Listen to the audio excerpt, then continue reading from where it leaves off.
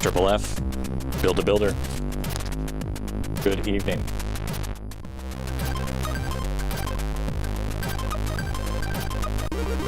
All right, ads are over. We'll kick this off here in a couple minutes.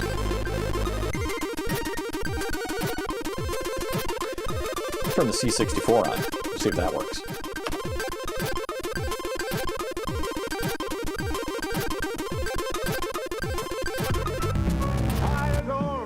Oh, God, that's not going to work.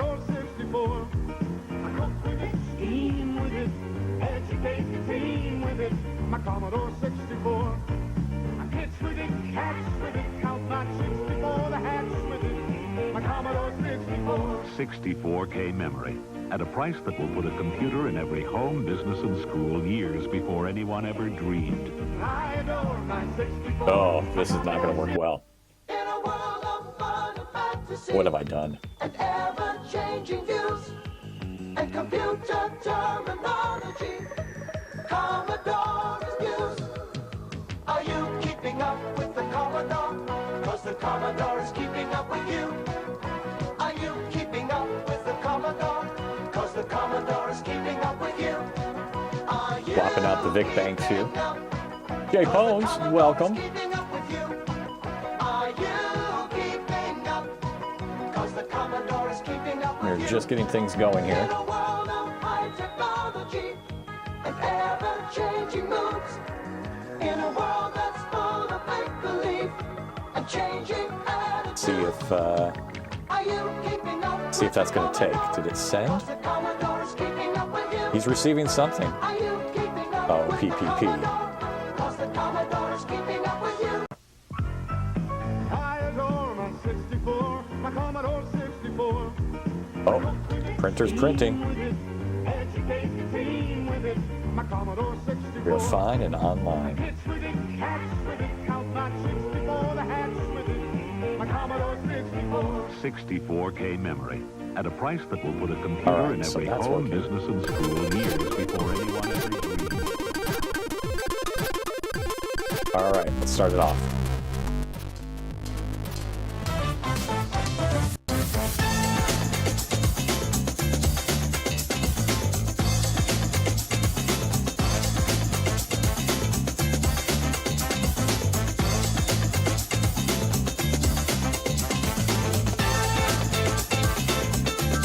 Thank you, Triple F. Not tonight, but maybe in the future.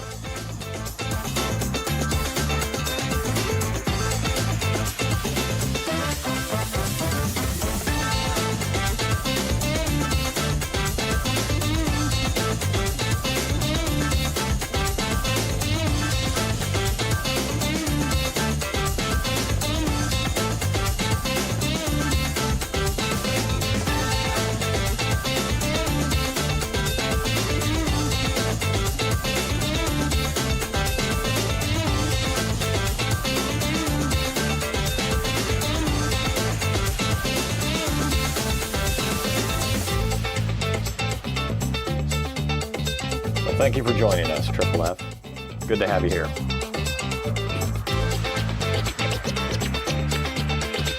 It's running. I'm going to get the old demo box up here. While you're watching that, I'm working on this.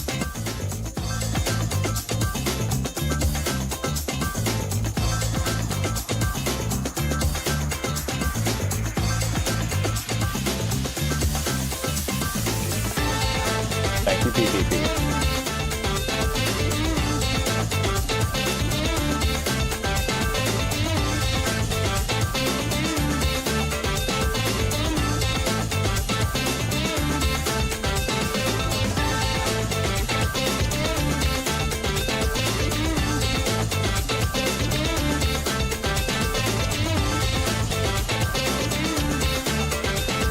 All right, we don't have to let this whole thing play. We're about ready here.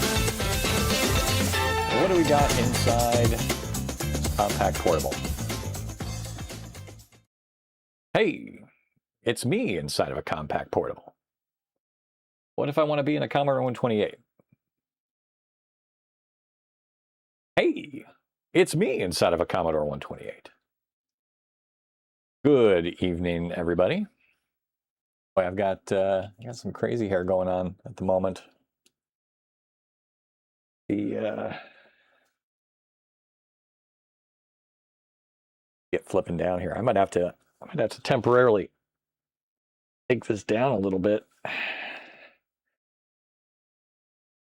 don't think that's really much better. Needs a washing. Needs a washing. All right, so tonight I was gonna do some demos. The workbench cam hopefully is working, so we can unbox a C64 Ultimate and see what that thing's all about. Now, if you are on Commodore Chronicles stream, you've probably seen them playing around with one. I've had one in the box, but I just haven't tried it yet. So kind of want to just see what that's like. But first, actually, if anything, too, I've been thinking of maybe trying some of the demos that we haven't been able to get run on the Vice Simulator and see if maybe those work. So maybe we'll do a little of that too. Try some of those things out, and see if we can't get some of the ones.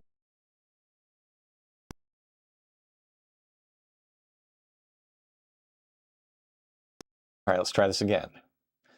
For some reason, OBS is not keeping my desktop. Oh, that's why. All right, so I am doing multi-RTMP output testing on a YouTube stream, and OBS doesn't consider that I'm streaming. So, Apple IIs really aren't good for streaming. Not anymore. Welcome, Vic. Good evening. I need to temporarily tell my machine to not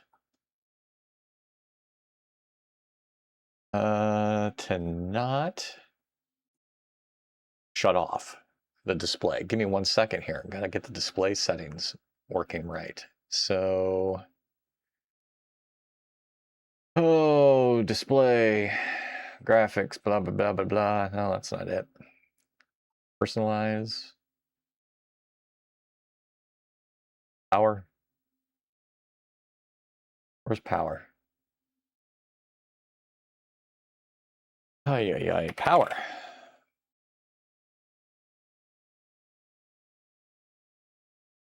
Screen sleep.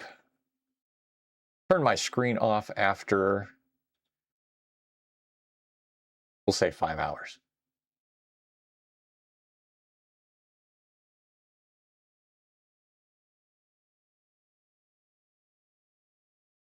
All right. Hopefully that keeps it going. Hi, you've been wanting to come up here for like 2 seconds. Actually, more than 2 seconds. All right, so we should get main OBS running. You want to come up here and say hi? Because you've been, ever since I came down here, you've been going crazy. Come here. Come here. Come here. Okay, now that you're here, great. No, Apple IIs are horrible for streaming. All very monochrome. Not so great. All right, main PC's up. Good. The dungeon cam is up. Diorama cam. Oh, diorama cam needs a little work. I knocked that thing over earlier today. So let's take a look at the diorama cam real quick. Gonna have to fix that. Let's see here. Yeah, that's a little... man, I really screwed it up.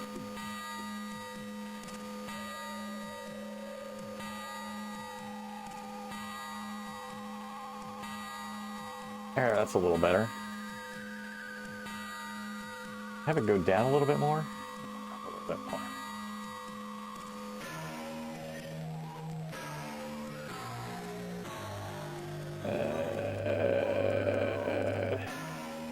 There.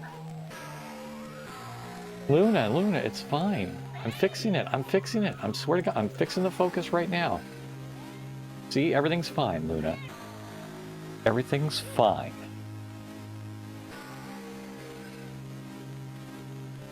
Everything is okay.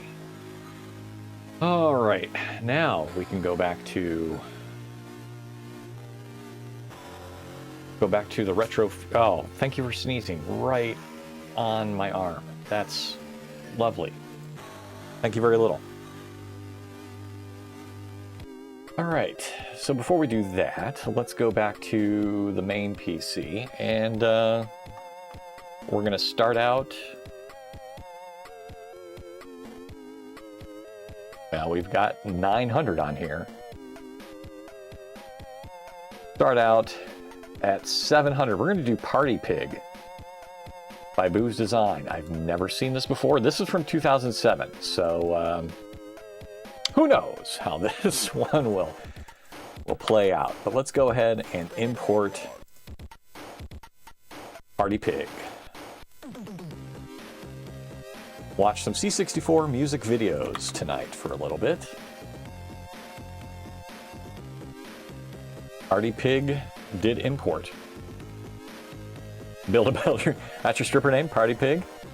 All right, well, coming to you live from Omaha, Nebraska. Everybody get your hands in the air, get your dollar bills out for Party Pig, aka Build-A-Builder.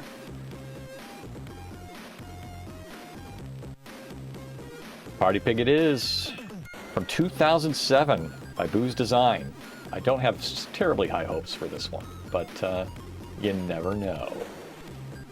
Let's flip on the retro feed. Let us turn off the background music because Party Pig is in the house, and it's going to give us all the music we need.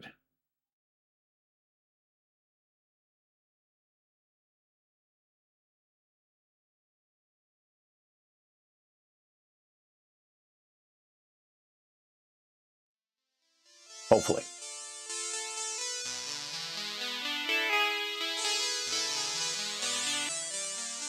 Yep, there we go. Here comes Build-A-Builder.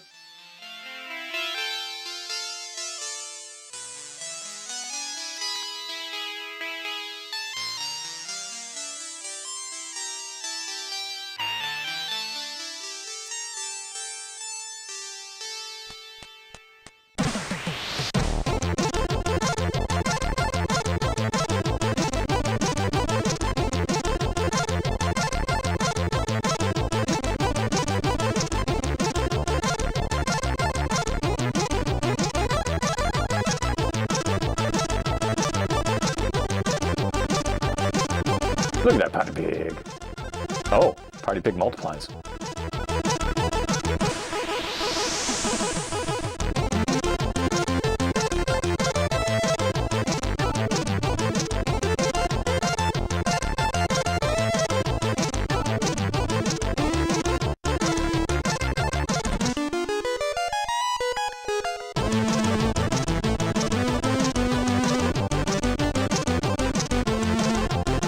Yeah, it is. Yeah, it is. Jay Pones, digging the music so far. Booze usually has good music. When you go back to 2007, you wonder what it's going to be like, but this is a nice effect too.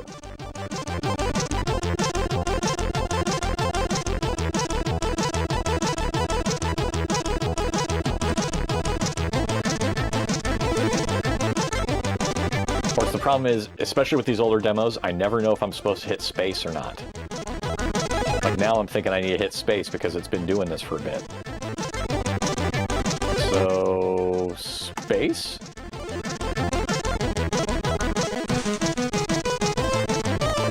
Or that's it. This might be all there is to the demo.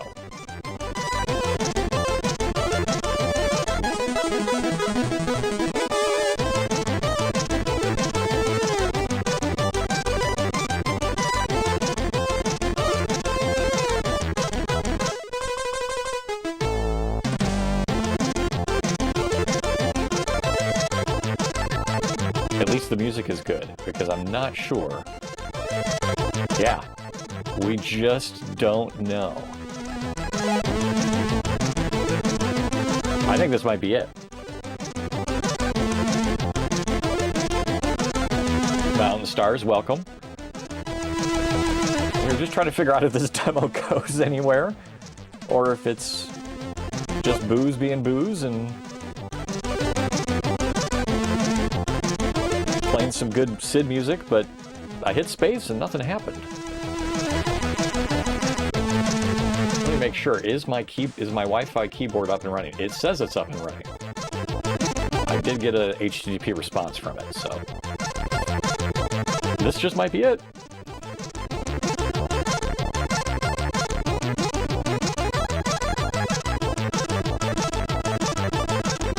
All right.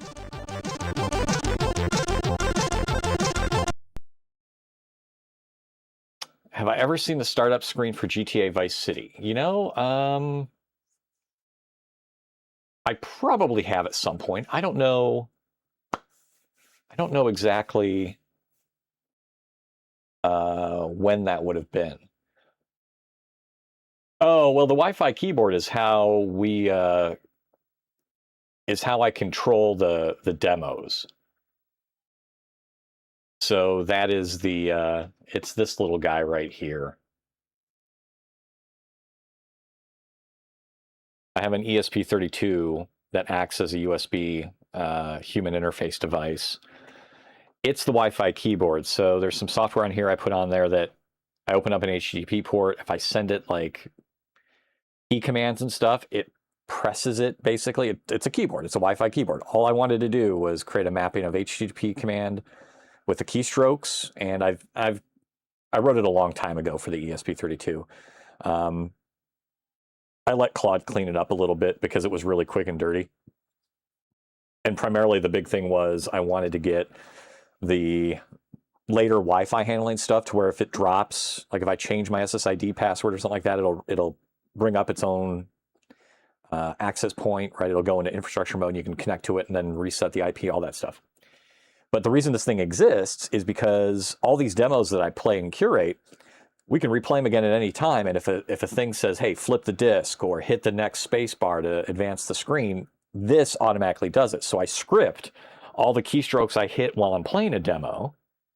And then when I play that script back, it connects to this again and says, oh, 300 seconds in, hit space, boom. And then the demo would advance to the next screen. So it's all about the automation of being able to run all these multi-disc demos. So that's why it's a quote unquote Wi-Fi keyboard, but you know, it's not really a keyboard. No, it really wasn't too bad. The bigger thing of that was, I mean, the code itself is really tiny. It's just a simple HTTP server port. It's unsecure. There's no authorization to it. You can't get any visual on the screen. You're basically just sending keystrokes. And what that allows me to do is, since I'm running Vice, the emulator in console mode on the Pi, that's the only way it takes input. I hooked up a regular keyboard and I'm like, okay, I hit space to advance to the next screen of a demo. I don't want to do that manually. We want to automate it, right? But I tried, there's the curses lib, there's Python things to send keystrokes, but it's all about the fact that I'm remote controlling it and nothing worked. Like I could get occasionally a keystroke programmatically, like having a Python program run on the box and pretend to send a keystroke. But that typically, it did not work very well. Or it would work, but Vice itself wouldn't pick it up properly based on, I'm guessing, how the library is used in Vice and how it takes over the console mode. I don't know, all that stuff, right? So at the end of the day, I'm like, all right, I can't get remote keystrokes to work. I can't run a Python script that pretends to press keys. It would work, but it wouldn't work in Vice, or it would act oddly and miss keys. And I'm like, okay, what's the simplest possible thing I could do outside of that? And just not do software at all on there. Hook up an ESP32 to it, flashed some code that I wrote. So he just sits there and listens on an HTTP port. You send a keystroke, and all it does is the built-in library for the ESP32 for the ones that support USB. So this guy's got, you can see he's got this USB where the cable's in is for him to act as an actual USB device, and then this one is for the programming piece. So if I need to reflash it or something, I use that. So you have to get the certain type. Hi, Luna. I know. I'm talking about ESP32s, and that makes you want to show the public your balloon knot. You got to get that certain type so that it acts as a USB device. And then after that, it's just saying, okay, map the thing. The only thing I had to do differently was, so if I look at, let's see, main PC here real quick, right? If I'm curating something, let me see, do we save this? We save. I'll cancel the curation after this, so I won't actually do it. So we've got space, return, run, stop, function keys, number keys, restore, CBM, clear home, like all the Commodore keys, right? And then joysticks, because some demos say, press fire to continue. So now I've got to do fire to continue with it, right? What I ended up having to do is map Vice keys. So this is actually like A and W and A and S and space and all that stuff. I map those to the joysticks in Vice, and then that lets me pretend to be on a joystick in the program.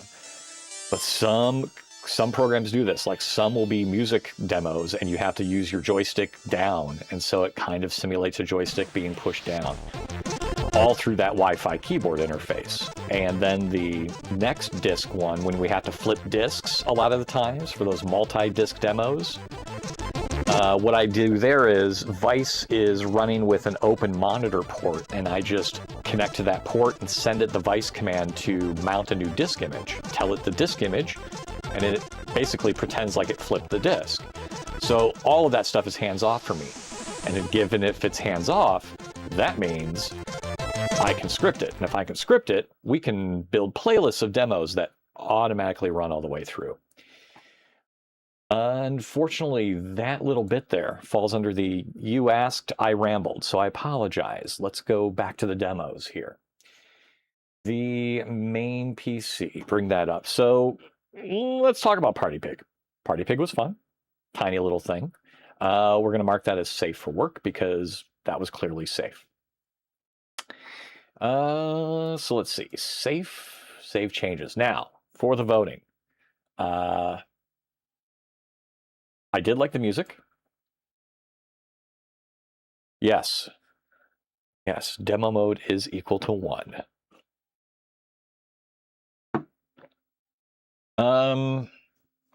Let's see.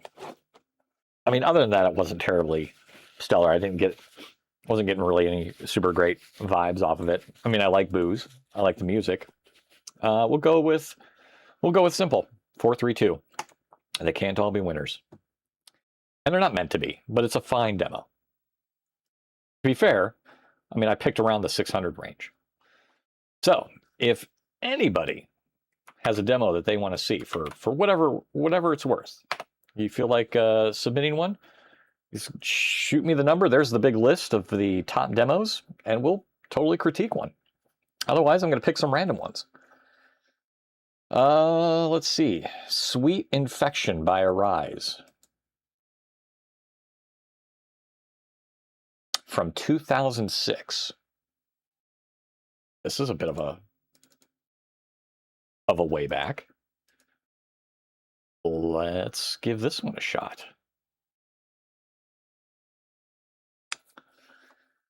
All right, the import is running. Sweet Infection from 2006 by the group Arise. I have seen some of their demos, so they're not the high tier demo group that I've seen from things like from the Performers or Booze or Fairlight, but we'll give everybody a shot here. At least until they show me things that break Twitch TOS, and then I have to be very careful, like Algatech. That's always one that breaks TOS sooner or later when you watch enough Algatech demos. All right, Arise from 2006.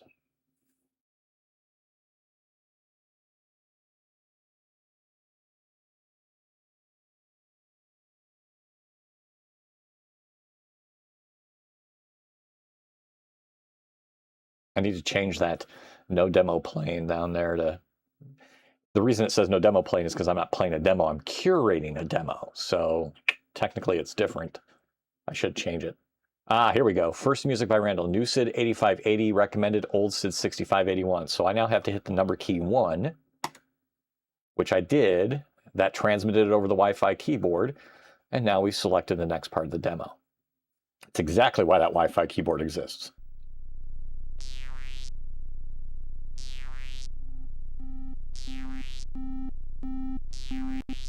Want to do number 14 after this? All right.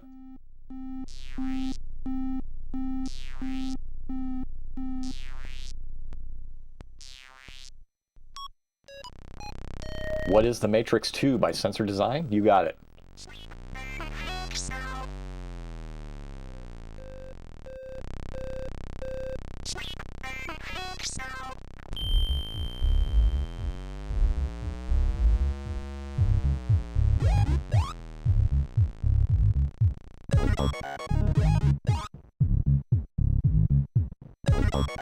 Hey there, Droogie.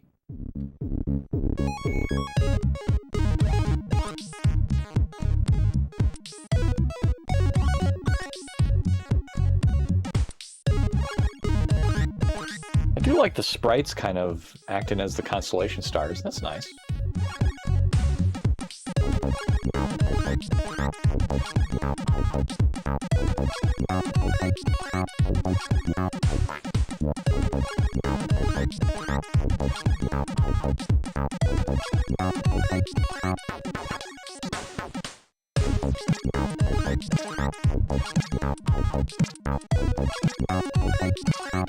Well, it is now that you're here. Come join us, and we'll rot together.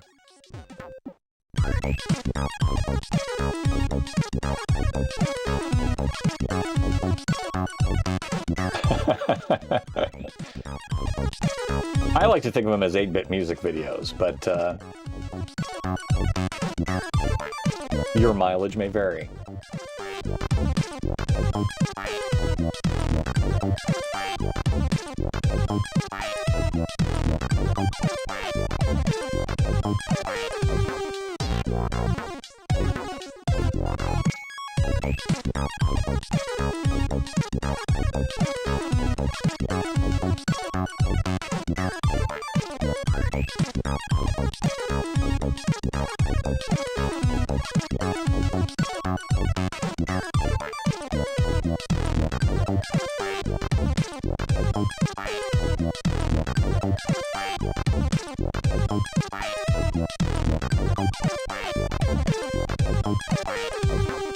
Look at all the math going on there.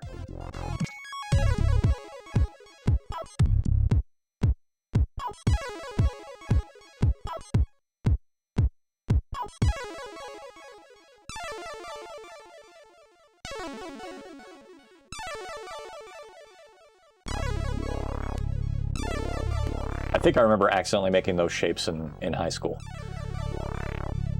Combining a couple graphs of things.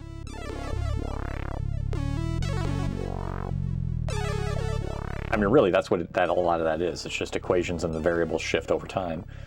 And you get those unique and interesting shapes that we see before us today.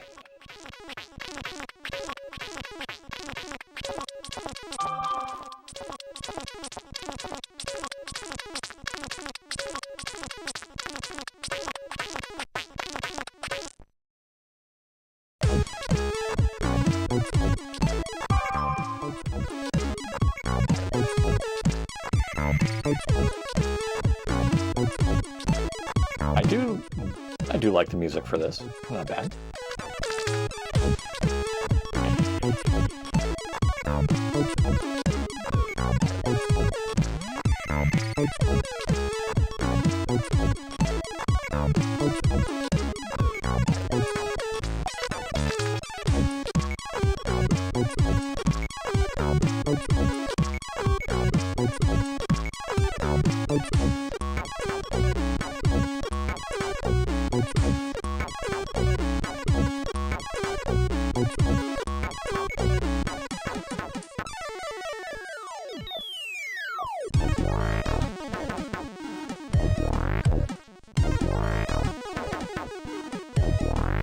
I thought this was going to be something else, but it's bowling pins. That's okay.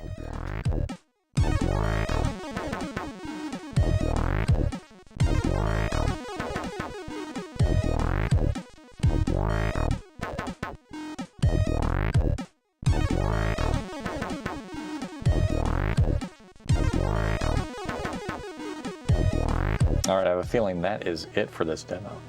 Yeah, for a second there I was like, what's actually going to pop up? This could be something risque. It says arise. You know, it's very much like graffiti, right? You got to make your group name flamboyant as possible when you're showing it on screen in graphics. Oh, that's nicely done. That's crisp. Nice, nice smooth transition over this. This is great for 2006, especially.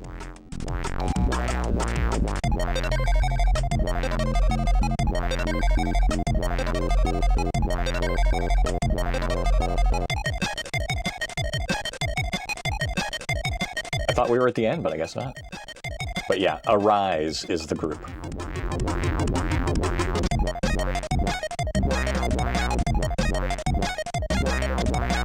And then after this, Babs wanted to see 14. We're going to check out number 14.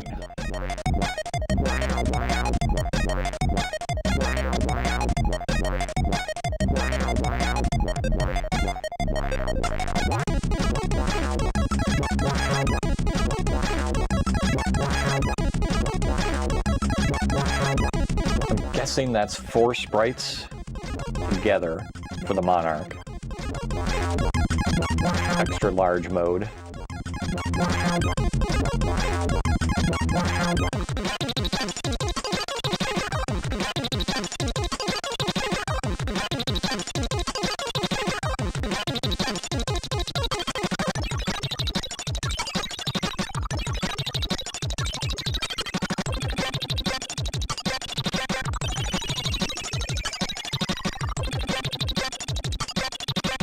Not really a fan of this SID part. The earlier stuff was better.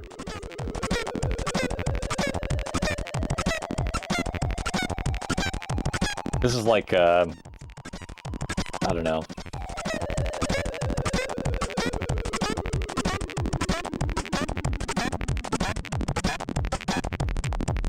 Art Nouveau funk SID.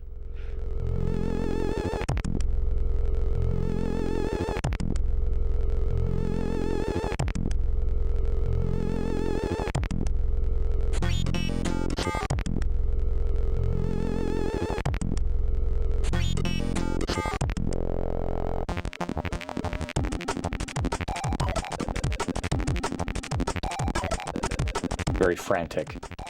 Kind of losing me a little bit here.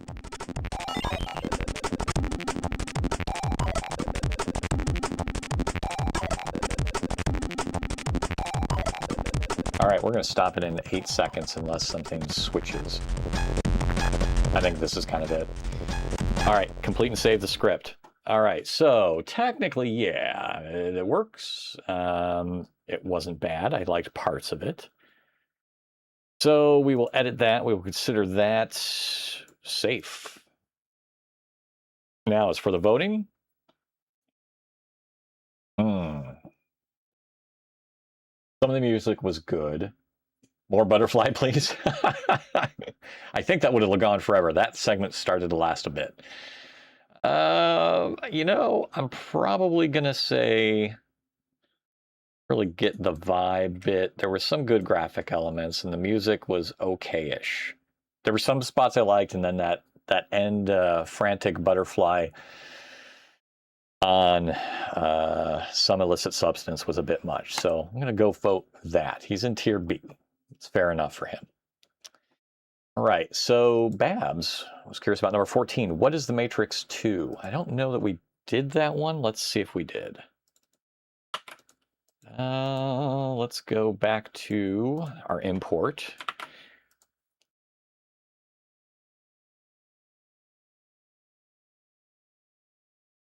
Nope, that's a new one. All right, what is The Matrix 2? So this is from 2024 by Sensor Design. Sensor Design typically does some good stuff, so I expect this to be decent. All right, let's go ahead and kick off the curation.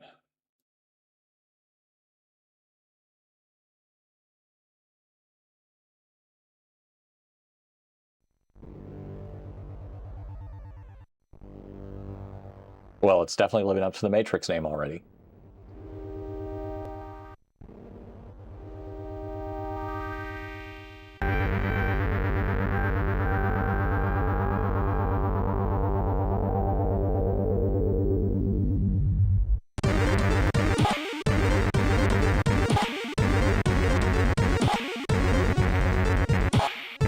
Looks good on the diorama.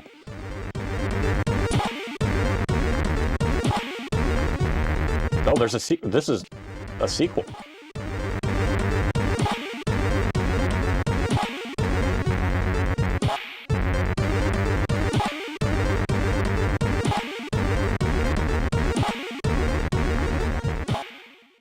You take the red pill and remain a slave to reality.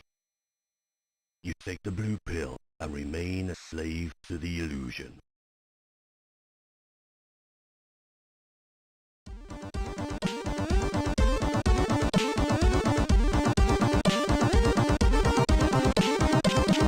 I was half expecting Mountain Stars, them to reference other pill. But it looks like we chose Illusion.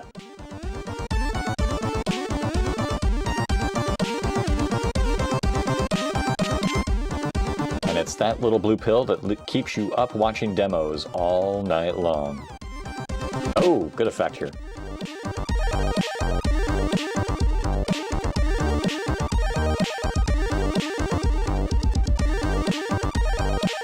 I'll date myself by saying it sure isn't Nuprin.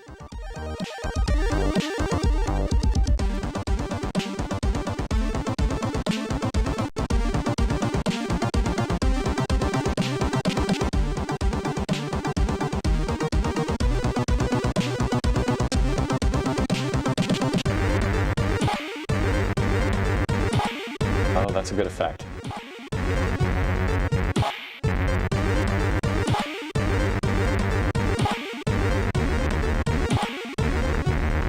Now we know this is sensor design, so you can kind of see the sensor design. If you know it's sensor design, you read it easier. But it's still a nicely done effect of the... That's not a Mobius strip, but Donuts End strip. Yeah, nicely done.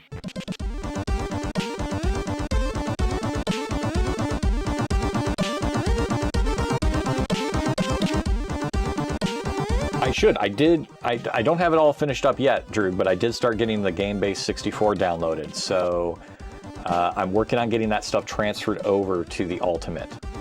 But it is in the works. Mobius landing strip. Right. There you go. Sexy, sexy demo. Chorus. Yes.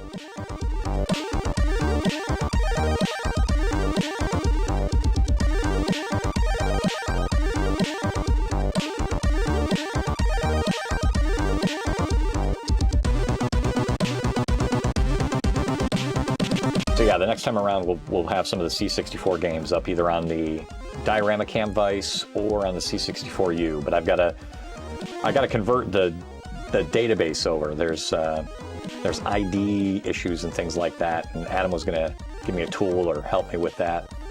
Because otherwise it's all numbers and you have to just look up the number each time, and I don't want to do that. I want to see the games by name.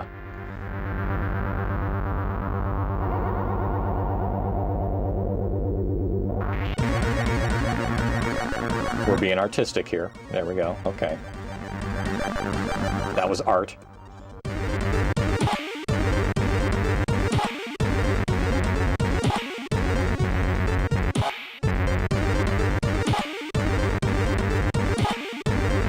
Oh, hey, Adam. No worries, man. No worries.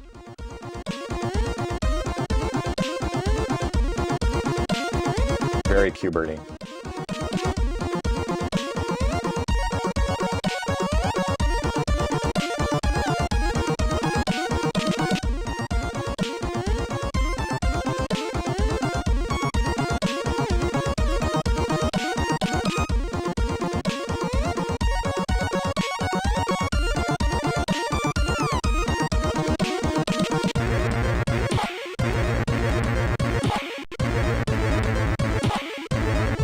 If this isn't car repair music, I don't know what is.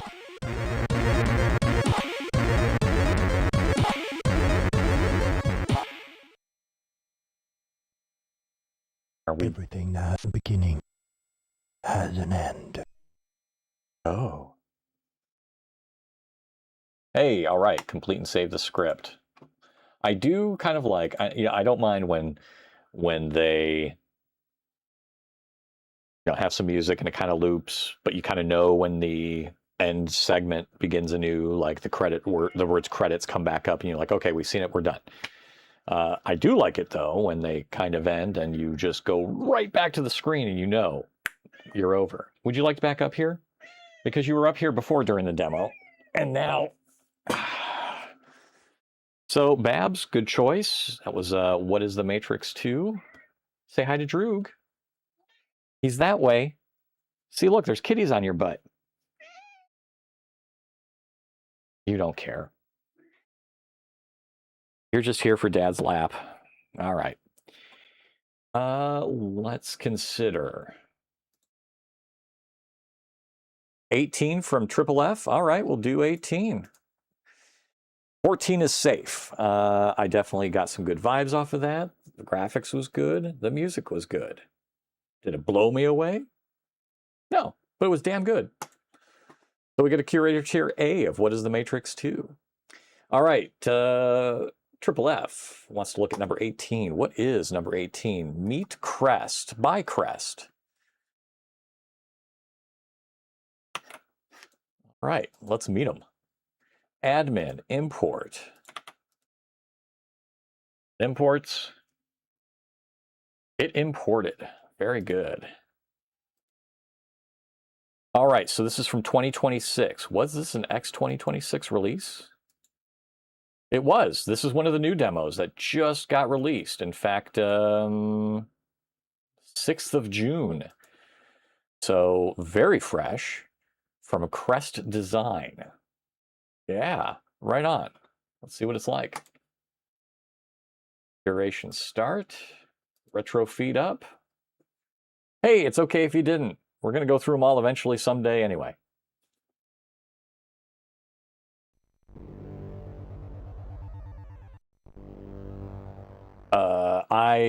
Sorry, 1 second here. I accidentally curated the previous one we just looked at. Let me make sure that that did not undo the script we had. It did not.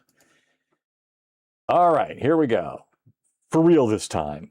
Welcome to Fright Night. For real. Start curation. Meet Crest.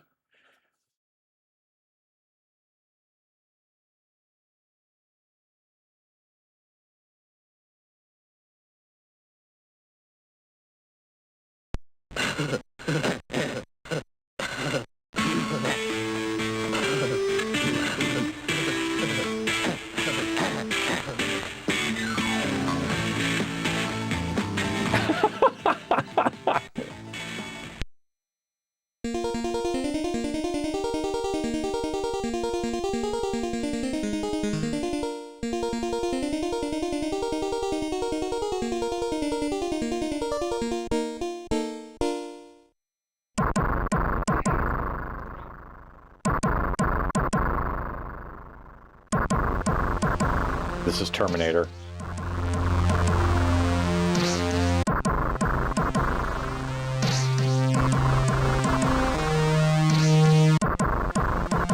Okay.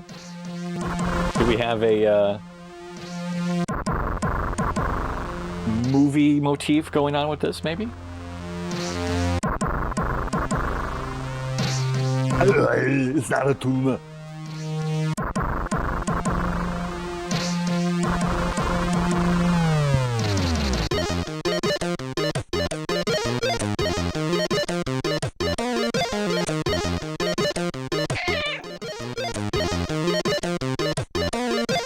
Welcome, Reboot Tech.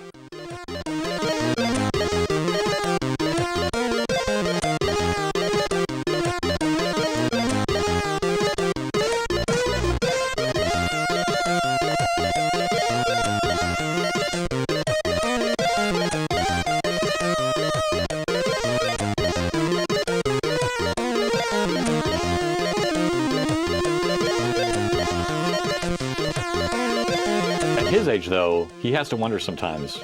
Maybe it is.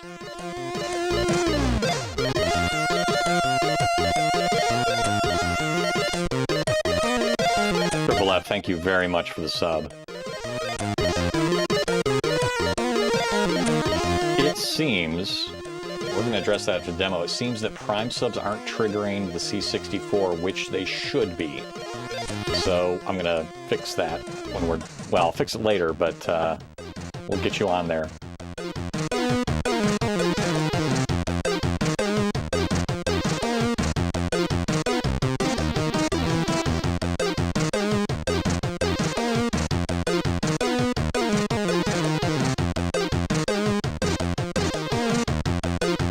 Space. Hit space. Do I have to hit space? Something's changing. There we go. I feel it in the water. I feel it in the air. It's not often you have a 2006 demo where you have to hit space. I cannot read this at all.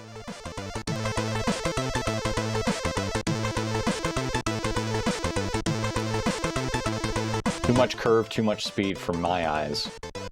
My old, tired eyes. The effect is nice, though. I mean, I do like the twist to it, but if I'm supposed to read that,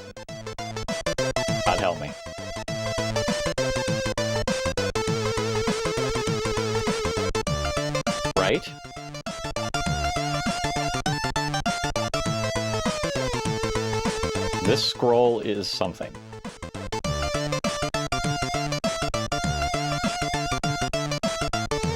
Yeah, the color. I like the color.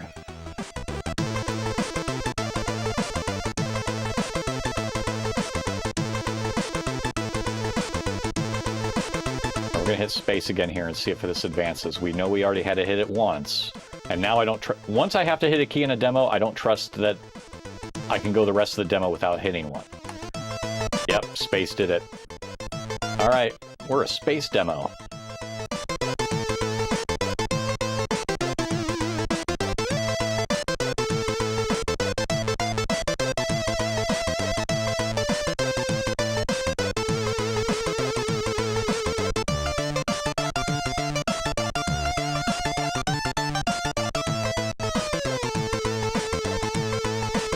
Thankfully, the music's all right.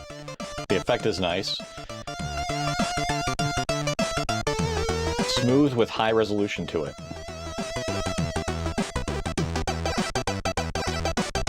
I am going to hit space again now. I can't not do it. 5, 4, 3, 2, 1.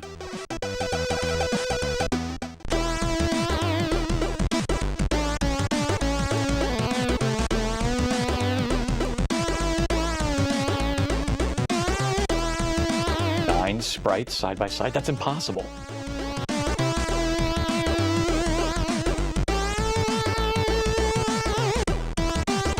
What magic is this? What's up, J-Hobo? Excellent, excellent. Well played, sir. Perfect timing.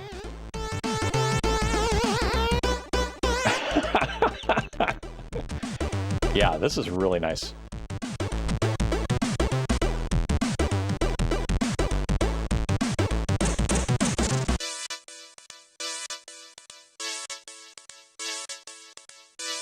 Yeah, I'm guessing, I don't know if that was drawn on or if that was like a 3D render they brought over. I've never seen this,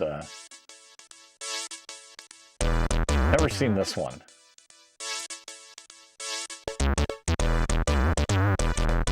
The music's good with it, though. All right, the sprites just restarted. That means I'm gonna hit space to go on because, yep, it's a space to move on demo.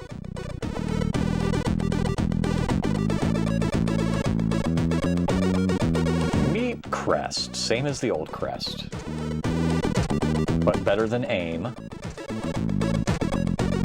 or Sensodyne.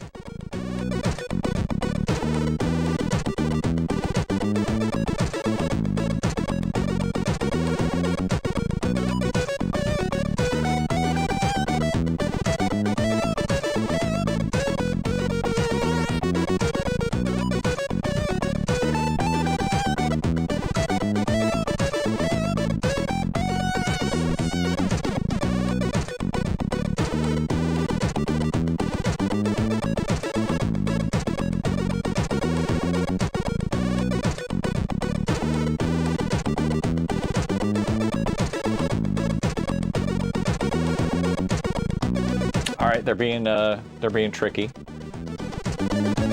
right? Especially with things behind the logo. Space in 5, 4, 3, 2.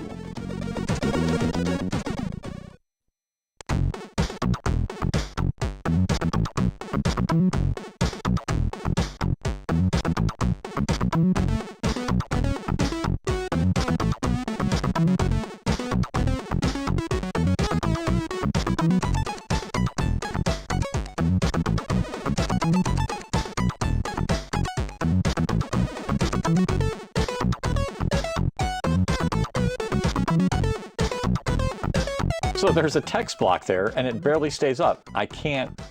Am I supposed to be able to see this? It's demo credits, but... it goes by too fast. What are we doing here? Oh, okay.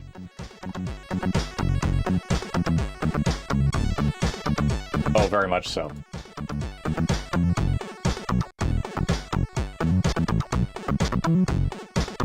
Yeah.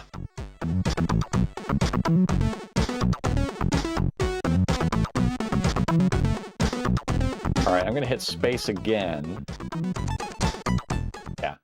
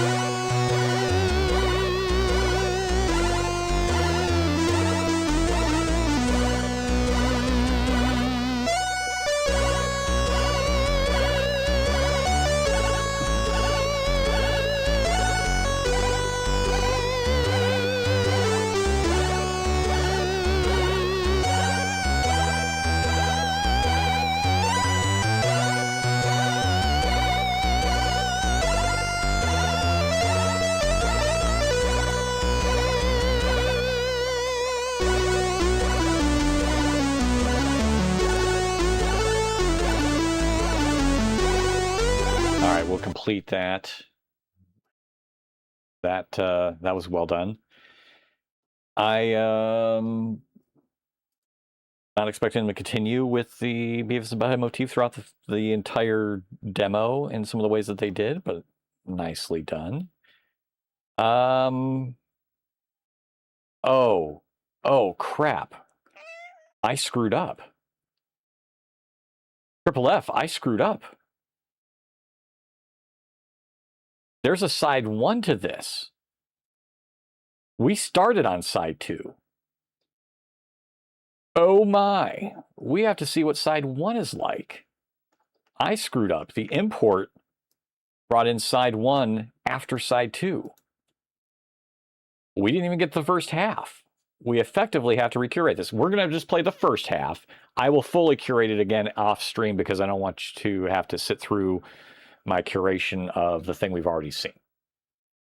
So let's check out disc 1 of this.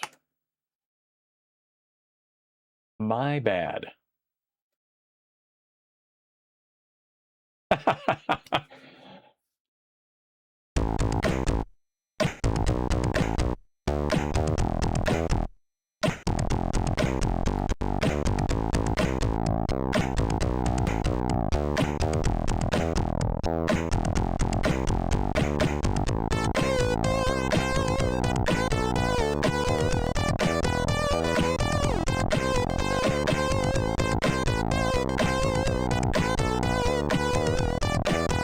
I remember doing that in college, Jay, that's for sure.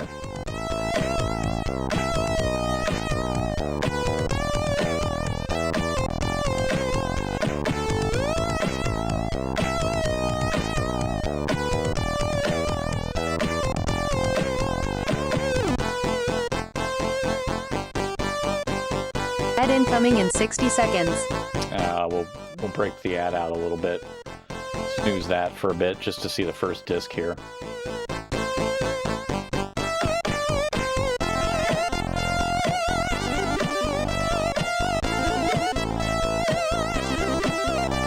This oddly starts off.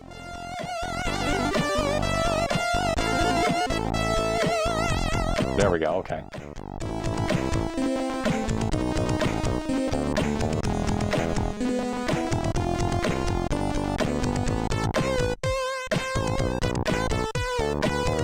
Do I have to hit space now? I did, nothing happened. Oh, turn disc. Turn disc, that's what it says. I saw tube and dish for a second there. Okay, so that's the first disc. That's all the first disc is.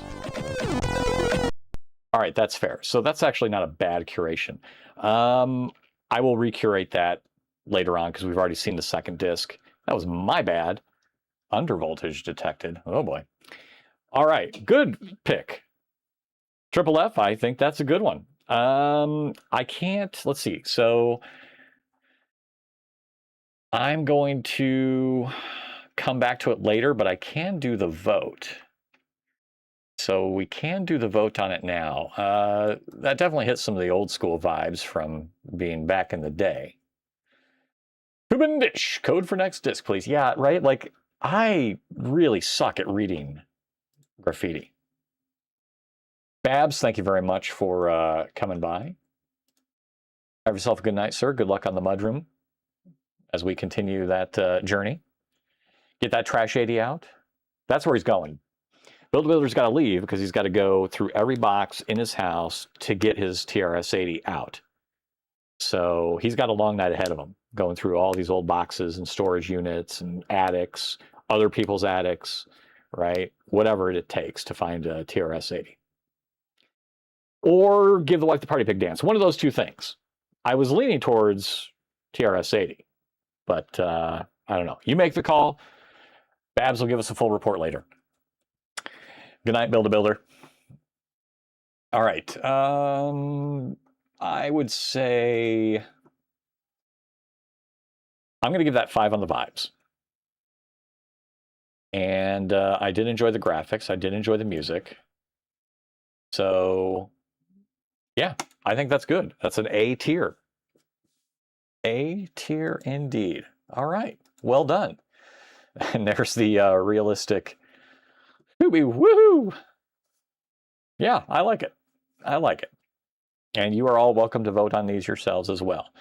The voting is really just more for later on. I'll curate lists and playlists and have these things running in the background. They did age a little bit here. God, it's creepy. So it's really more like, hey, if I want to play the ones I loved the most, I can take tier S tier, and maybe some A tier and put it into a playlist, and they'll all play automatically. But to do that, you got to get through the demos first. So, all right. Now this one I've seen before, but we haven't curated it. It is a nice little throwback to Skyrim or the Elder Scrolls games. So move my tabs to the side. No, go away. Let's try this one out. This is one of the ones when I was first building the diorama. This is one of the test demos that I used. And it's just a nice, I think there's more to it than just the Elder Scroll symbol with the music, but it's been a while, so let's take a look. This is the Elder Scrollers. This is by Boo's Design from 2019.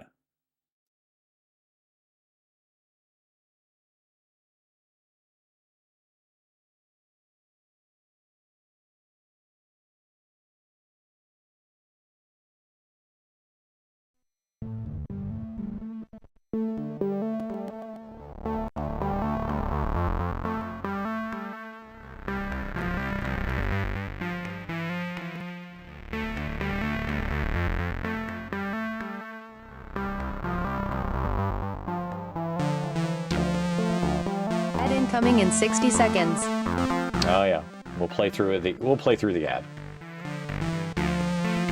We'll let it come, and we'll see where this demo stops.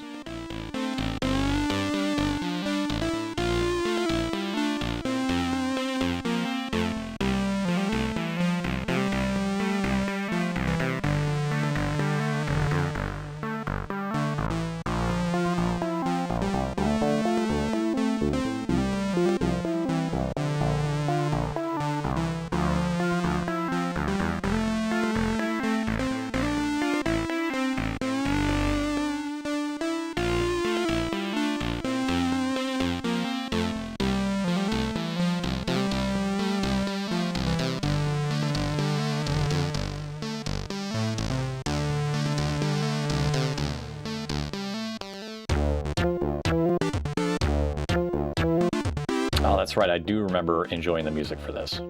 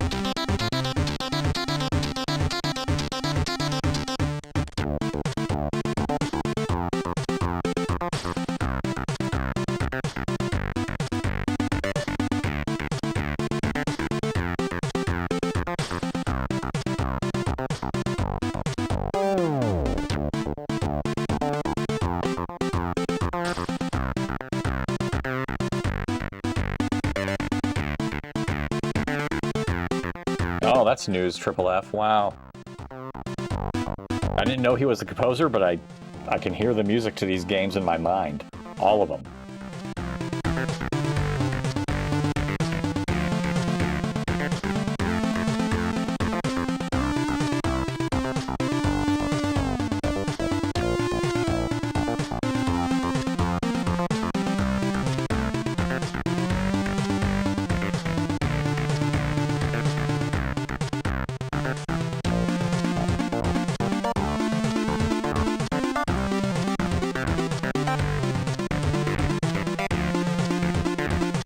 Years old. Sounds like a good run.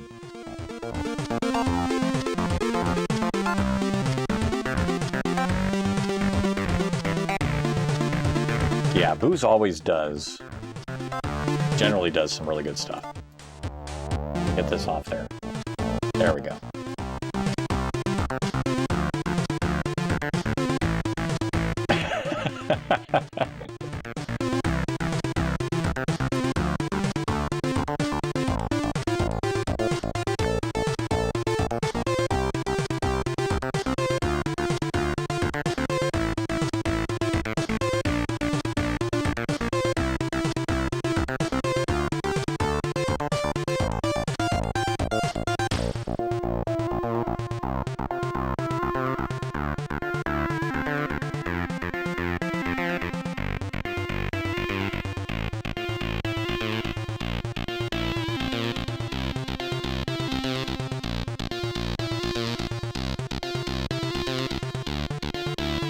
Yep, very much the Amiga. I figured you'd say something on that one.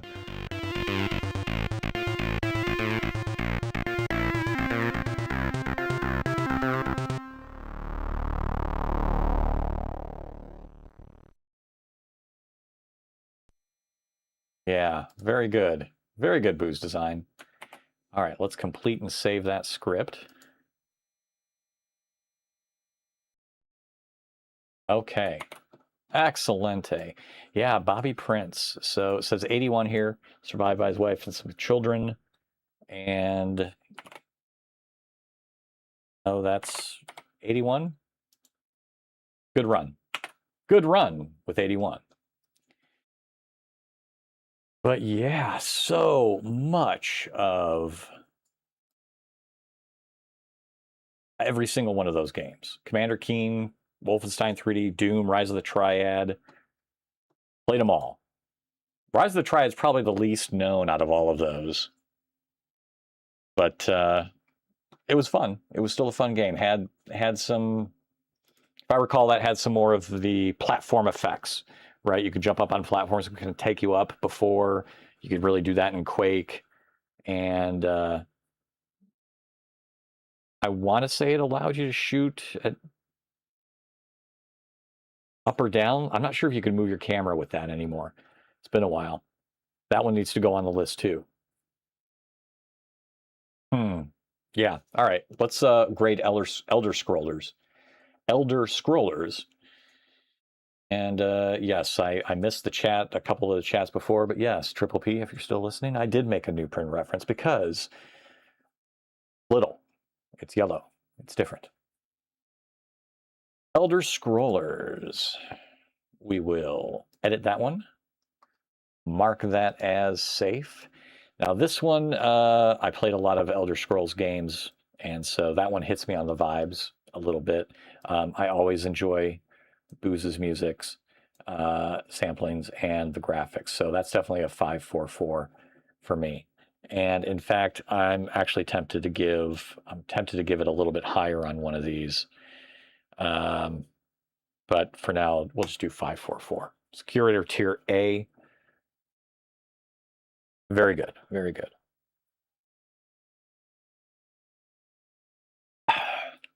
All right. Now, we had some demos before that I had marked as broken. Code Boys and Indians, which I could still not get working on Vice.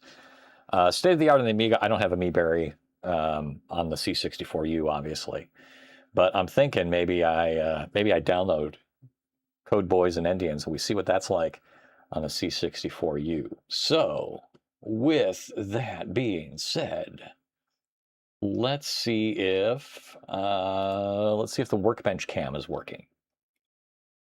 And to do that, we go to main PC. We'll bring you up to the workbench cam. Elgato, no signal. All right, well, let me turn the camera on because I get why there'd be no signal right now because the camera isn't actually on.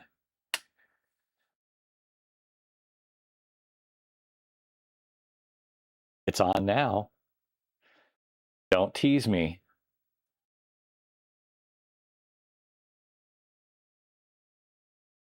Oh, Elgato, you tease.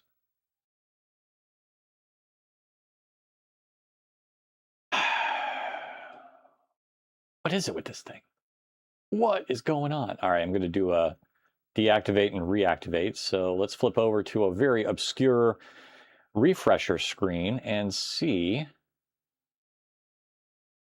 That's the game capture. That's lower. Let's see. Video capture device, existing cam link. All right, there's the big Elgato thing. Let's move that around somewhere. Not going to play well with me this time. Deactivate, activate. Hey, hey, hey. Hi. Hi, Buna. All right, let's go back to C64. All right, we do actually have a screen. Let us swap those two out. Swap with this and this. All right, okay, we're getting somewhere. We're getting somewhere. Let us take off, let's take off the diorama cam. Luna, it's like she knows. Right? Oh, hey, you're going to be over here? Guess where I'll be, Dad. Perfect. Thank you so very little, sweetheart. Hi. Hi. I know. I know. I was going to bring this up for chat so I can read.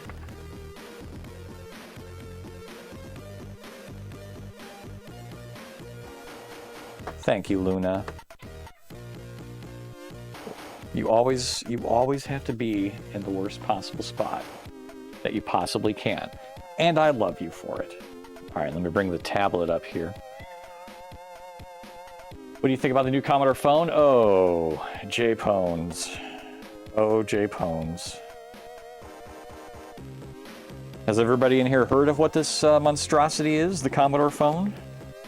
If you haven't, we can play the intro video for it. If you want to see that, go ahead and shout.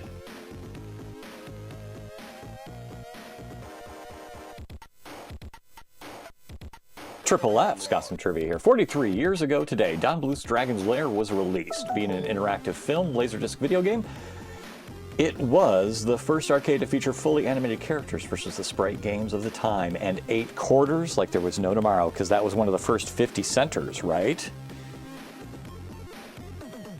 You want to see the video? Oh, Mr. Pones. I think you just want to torture us. But, you know, so be it.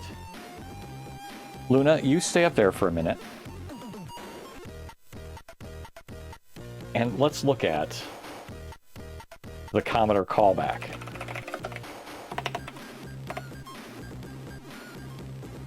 All right, here's the official reveal. let's switch back over to main PC.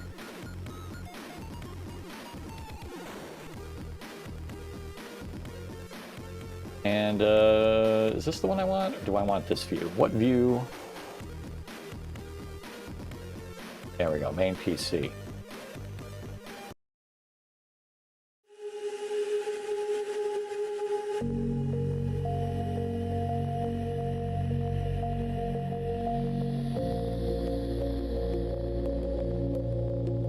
We should go back to the past. Let's do it. I wish there was a way. There was a way to go back.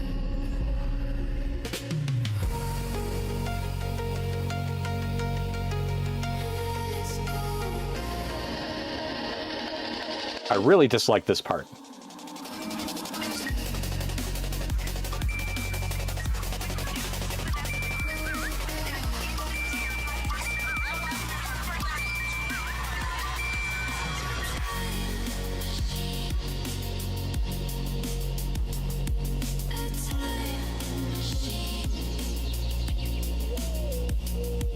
It's what we need. A time machine. All your favorite apps, privacy first, with no social media, no browser, and much less. Callback from Commodore. Less scroll, more soul. Time travel now at commodore.net. All right. Callback from Commodore. This right bit there. Look at that. What's he pivoting around? An SX64. Now that's the thing you tease. That's what I want to see. Oh boy. Well, actually, I'm going to stop on. I want to view one of the themes of it that I like. I do like the Protopet white. For some reason, I dig that color scheme. I dig the. I dig that aesthetically. That's it. That is it. Luna is now hitting way too many keys. Here, let me go back. I just want to go back, just like the video said.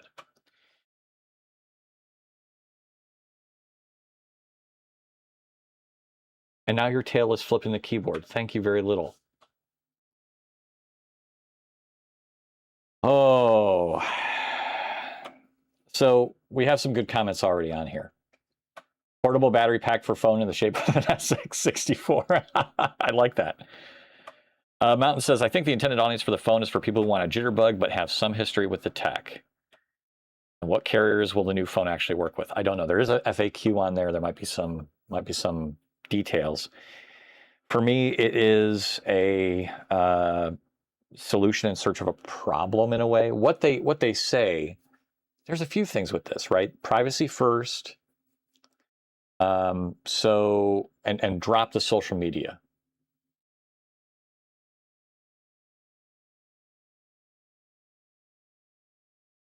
LTE. Oy.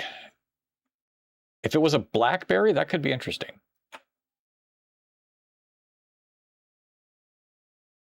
The problem I inherently get, so you say privacy first, you say, disconnect, wish we could go back. I hate that 80s montage, by the way. For some reason, man, it just really feels like they're pulling the nostalgia.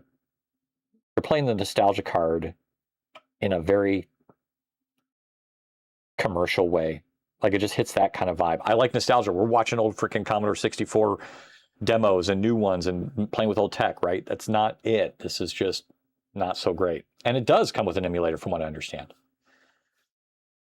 But when you say privacy first and you say blocking out all the social media in the browser, the utility, the phone has been the phone, right? The phone that we have these days is more than just the social media, and it's more than just the browsing for doom scrolling. So I feel like you are taking what is very useful outside of social media parts out of the phone. And I'm not sure if you can say your privacy first, but still have WhatsApp and Meta logins and things like that to use it. So I don't get that either, right? Yeah, there you go. WhatsApp is not very secure. So that one kind of is contradictory to me. Even I don't do social media that much. I'm not that good with it. I try here and there. I do have a Facebook page for Christoph.io. I don't update it. I'm probably just going to get rid of it. I have an Instagram account. I barely post to it. I don't know, right? Like for me, I'm not trying to, I don't TikTok. I have a TikTok account. I've posted a couple of videos to it. I never check it anymore, right? Like it's like, for me, it's a lot of effort to go into social media. It's a lot of mental effort and it's a lot of time where I'd rather be spending on other things. So we were talking about the phone. So we in the fire department are getting away with carrying pagers anymore. We have apps on our phone and get a lot more info than the pager. Never purchased a talk tank. Right. So that's a good point, right? Take away social media, I wouldn't have a problem with that. I mean, if I want to, I can always browse on my desktop if I want to check out some stuff. I'm cool with that. If you've got to have a phone that takes that away for you to not use social media, you probably already have an issue to begin with. And the phone is really more of a symptom of a larger problem if you can't get off that stuff. Yeah. If I'm a viral sensation on TikTok, I don't know it. But there's often times where the utility of a phone is great because of the fact that of this form factor. If Adam right now is doing car repair, he's kind of been lurking. He's got car repair stuff going on. If he wants to look up something on the car, boom, he's got this. He doesn't have to go back into the house, go watch a video, go look up something, write it down, print it out, and then take it back out to his car. He can watch it right here. So I'm assuming they're not taking away YouTube, right? But still, if you're using a browser to look that information up, or you're going shopping, hey, this is a new fridge. We got to buy a new fridge. Okay, well, I see this here. Let me take a photo of that and then search on other sites, see what prices there are. You can't do that, no browser. So am I going to carry two phones because I want to have that capability if I'm out shopping for something? I'm not going to carry two phones. A lot of people I know carry two phones for work anyway, right? One work phone, one home phone. I'm not going to do three. And so then I wonder what the demographic is for this, because people 10 years older than me, I mean, I look at my mom. She likes to play games on her phone. She likes to read Kindle stuff on her phone, her tablet. My dad just doesn't use the phone worth at all, except for texting, which he always does text to or speech to text. One day I was doing house repairs a couple years back, and he told me I had a really nice dick. But I think he meant to say deck because we got a new deck in. But, you know, speech to text, what are you going to do? Sometimes it just says that. He did apologize. He's like, no, I meant deck. I meant deck. I'm like, yeah, I know you did. Otherwise, this would be a weird, weird day. Excellent point, Mr. Kristoff. People should be responsible enough to remove or simply not use social media apps on their phone if they don't want to. Granted, sometimes in a browser you get stuck with their crap, but otherwise it's avoidable at personal choice. I agree. Triple F's 47. Okay, yep. So you're right around a lot of our age here. Yeah, I'm definitely not going to have it. I'm not going to buy it. I'm not going to sign up for it. Also, if you wanted a flip phone and you wanted to really disconnect, there's cheaper options out here. The retro nature of so you also have to appreciate the 8-bit nature of the retro Commodore tech, and that's already a smaller demographic. Like my wife, she doesn't really care much about using phones for social media, right? So this is appealing to her from a flip phone standpoint. I would get her one that works just as well and is cheaper. It doesn't have to be Commodore. She didn't do Commodore stuff, so it's not like I have to. It itches a retro scratch. So then your demographic shrinks even more. And some people say, well, for the kids, right? You give them this, and the kids don't, they don't have the social media and the browsing. Once again, give them a cheaper one. It doesn't have to be Commodore. The kids these days wouldn't know about Commodore. Yeah, so plenty of cheaper flip phones available. If it was BlackBerry style, you'd get it. And you know what? More power to you if you want to try it out. Have fun with it, great. But for me, I can't make use of it because I would still have to carry around another phone for the even non-social media stuff that I do. It is not Android, but it says it's Android compatible, 99% of the apps. I do worry about some where if you're trying to do biometric stuff and is that going to work with it? I don't know. They've disabled the touchpad, so is there going to be that capability there? Will I be able to use a password manager on it so I don't have to sit there and type passwords into all the apps I would want to use on it? Like I have some finance tracking things. I have some shopping things. I check bank accounts, stuff like that. Real quick stuff you're doing out there. Hey, can I buy this thing? I don't know. Let's go check the card. What credit card? Not that credit card. That's the bad card. Check the good card. Oh, I'll check the good card statement. Okay, yep, no, we have room. We can buy this thing. I can't do that on this. Unless it does allow the financial app, right? Maybe. We don't know. So, yeah, I think I would not admonish anybody for buying the phone. My concern more about this is that it's definitely not for me. I feel like it's really a small demographic that would buy it, and I hope this doesn't cause financial harm to the company long term, because I would love to see them make a C128. Now, I've heard people wanted to talk about the Amiga and have them do stuff with that, and I think the guy that started this all is not going to do that, or maybe not right now, or can't do that. There might be some legal licensing issues. Yeah, we can take a look at the stats on here. Luna, you have got to, yeah, I know, you get mad, but you're laying on the mouse. I need the mouse to do this.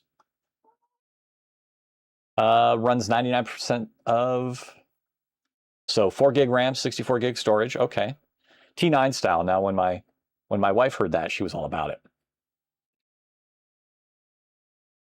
Because she goes, oh, I was really good at T9 texting. I'm like, okay, welcome back to it.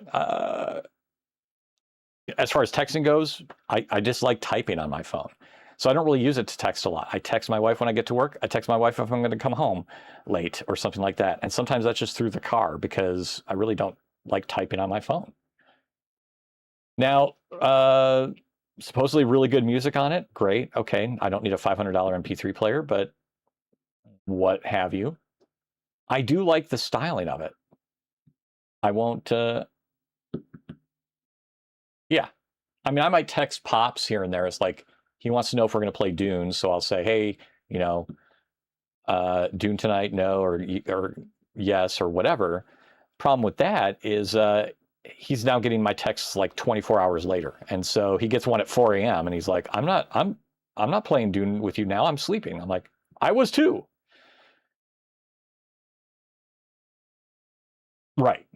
And WhatsApp, SMS, Signal, Telegram, WeChat, and more. So they want to have the message capability to connect with people. That's great, but not the most really secure options. Now, maybe good for music. I don't think those earphones look anything special. Like they're branded. I like the branding on them. But, you know, is that really going to be good headphones? I've got headphones I like myself. Pre-orders open June 30th. Yeah, let's see. I will say one thing, the removable battery is kind of nice to see that come back again. I saw a video on it when I was saying, hey, you can remove the battery.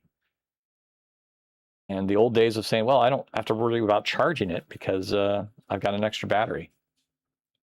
I don't know that I carried extra batteries for my phones too often. Maybe in the early days I had a Kia Sera that I would have an extra battery for. But that was primarily just because the battery technology then wasn't that great. It was really more of the longevity between the charge. And, you know, Leonard, of course, I love the digital minimalism angle. There are lots of people that need a complete no-option brake. Simplicity can be good. Less scroll, more soul. Yeah, not for me. Not for me. As much as even with the Sailfish OS might be nice. That's exactly what it'll be. Yep, I was on my other phone doing phone things. So, yeah. I mean, I look at this and I go, oh, that's too bad. That's too bad. Now, you can play C64 games on it. It's a novelty thing for me. If I were to ever get one, it would be a complete novelty thing. GTA 6, when you get arrested, you're stuck in jail for 48 game hours, or you can pay $15 microtransaction, get out right away. Oh, hey, oh.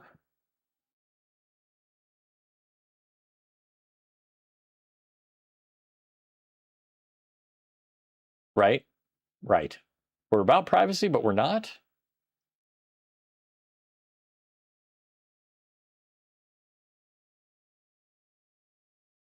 I don't know what that getup is.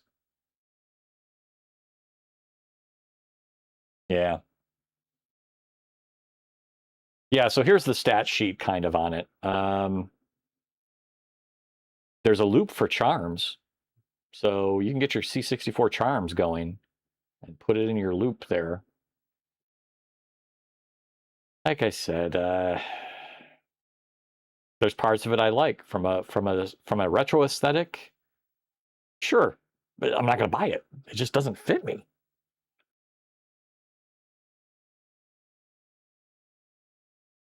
I love the fact in the lower right here we call out the unique Commodore 64 style grill.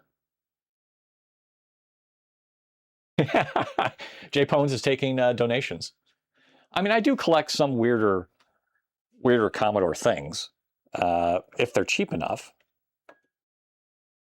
right? So this guy doesn't really work that well, but I bought him on eBay for cheap, and I was like, oh, you know what? Why not? Because they made these before the computers. So we have a Commodore solid state electronic calculator. And I was like, how just weird and spiffy is that? Somebody was saying, I heard that, like, hey, make calculators. I could use a calculator on my desk. There you go. You got an old school Commodore. I don't think I've got the batteries in this thing. Yeah, there's no 9-volt in there. Yeah, no, sorry, no, you too. I think it will. I don't think they're going to sell anywhere near as many as they're thinking, but hopefully it doesn't flop them. I have to load quote star quote comma 8 comma 1, and then the calculator works. It is not a fully functional calculator. There's like I think one of the LED segments is broken, but it was cheap, and it was on eBay, and I was just like I was in a nostalgic mood. I was like, they made calculators before this? I didn't know that as a kid. So yeah, I picked up a little calculator, still got the manual in it. Just a dorky thing, right? It sits on the shelf. It collects dust. It's a to me, it's a collector's item type of thing. It was way cheaper by many, many factors than what this phone will be. So yeah, if you stick Commodore on something, I'm going to be interested. Doesn't mean I'm going to actually buy it, but I'm going to be like, oh, what? How's it look? What's that? Like I said, I like the style of it. I think it'll flop. I don't want it to. Like, it's not like I want this thing to self-destruct. I don't want the company to hurt so much over this that we don't get other things later on. We don't get upgrades or new stuff later on. We don't want that. Yeah, what is she doing these days? It's just always something, Luna. It's always something. Thank you very little. Was she sticking her butt in the camera again? Yeah, probably. And that's the sad thing about it. That's not. So the hope is, like, he doesn't have to manufacture so many just to sell them, right? And then you're left with this stock that he can't move, right? Like, I don't really care if there's a crap ton of money made. I just don't want them to, like, lose a bunch of money so they don't do anything else. We need them to keep doing other things and not this. Yep. I would have liked to have seen an Amiga thing too. I would like to have seen a C128. I'd like to have seen maybe some spiffy cartridge thing.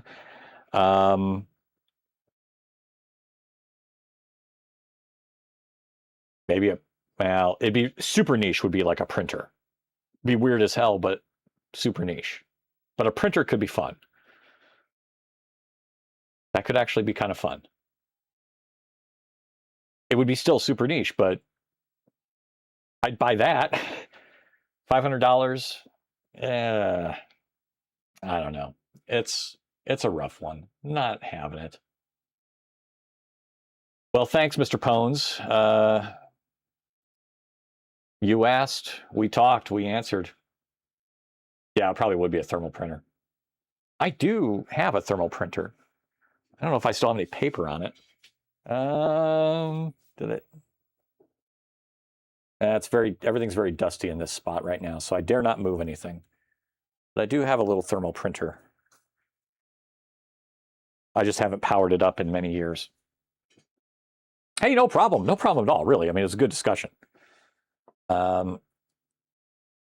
I imagine I'm going to keep an eye out for it, right? I kind of want to see how the company does with it.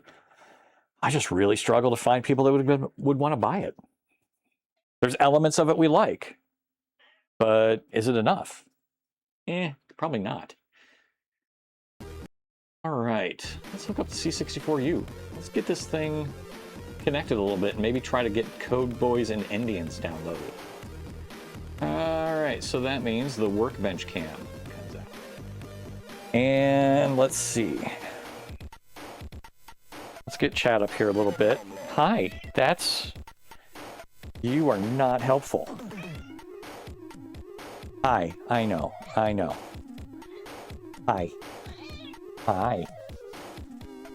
Yeah. Okay, let me push the buttons. All right, what do we got? We got Workbench cam up there. FaceTime cam we can leave. Let's move the diorama cam. Luna! Let's move the diorama cam to the HDMI feed. Hi, hello. God, you are such a butthead.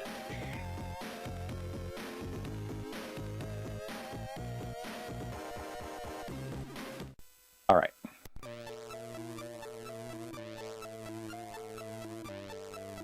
It's because I'm standing here. That's why she's up here. All right, I guess I have to do a small bit of cat tax. I apologize. Let me switch this over to chat.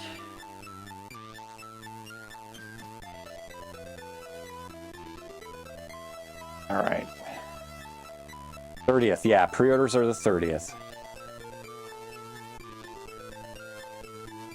Hi. Can we be done, or do you want to just shed here all night? I love you very much, but I want to unbox. So I got two C64Us.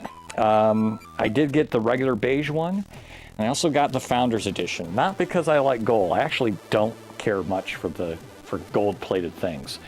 I'm more of a silver kind of guy myself. But it does come with like a certificate, and I wanted to show some support. Plus, I wanted an extra one in case I fry something, because I will be doing circuit stuff with it. Gold-plated gold. So for those that haven't seen the C64 Ultimate box, I mean, it's very indicative of the old school C64 boxes. Luna loves it, clearly. And the best part, really, I mean, we have the 3 editions, right? But the best part is when you open this up and you see "Welcome back to the world of friendly computing," where the original boxes said "Welcome to the world of friendly computing." You also get a shirt because the founder came late. Are you supposed to get a shirt? I didn't see anything on that yet. Is that really a thing? I might have to check that out. So we do get a... if I can undo this here without taking too much of the paper off. My God, I'm gonna have to figure out a way to do Workbench stuff with you around, Kitty, because this is not gonna fly.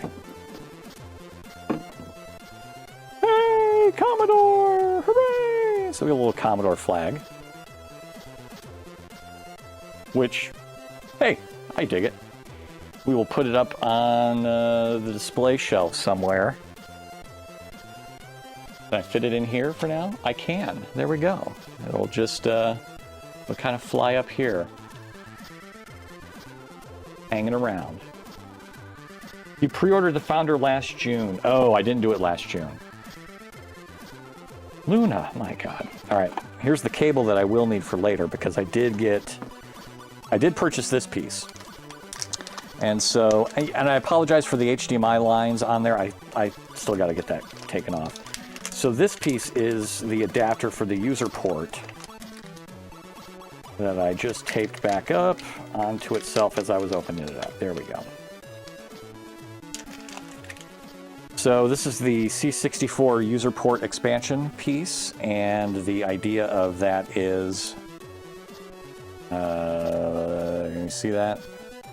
Well, it says C64 user port expansion. I need to rework the lights in here a little bit since I last had lights up. But hopefully it's well lit enough-ish. The idea is that this goes in the C64 side, and then here's my user port that I can connect. I want to try the ESP32 chips in there. I want to try the C64 streamer chip and get an idea as to whether or not that will work. Just in case the C64 streamer ever dies, I actually have a legitimate replacement available. Welcome to your digital oasis. Okay. What? What's wrong with the box? Why are you looking so intently at the box?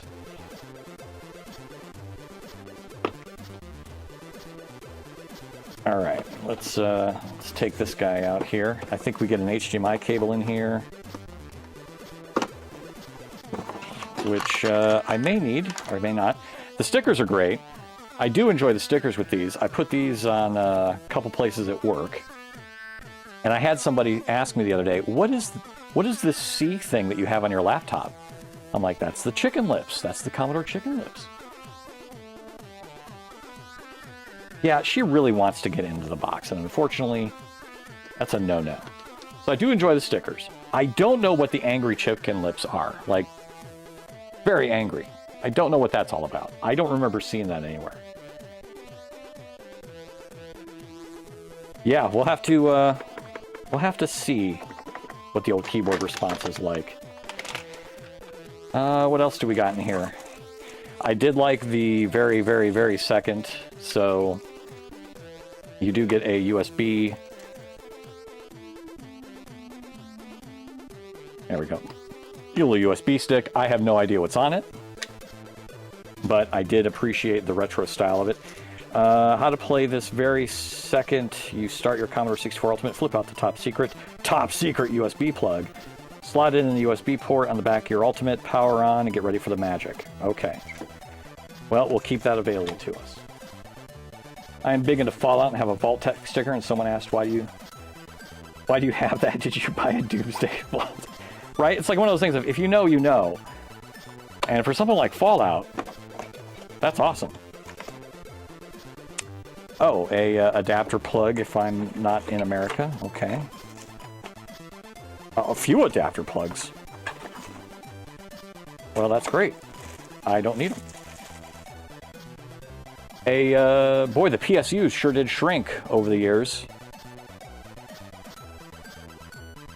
There they are. All right, so we need to adapt this guy on here. He's snapped in. Put these guys back in the box. And I'm not sure what's in this. Smallest Commodore PSU they ever sent. You're damn right. And hopefully this one doesn't over voltage.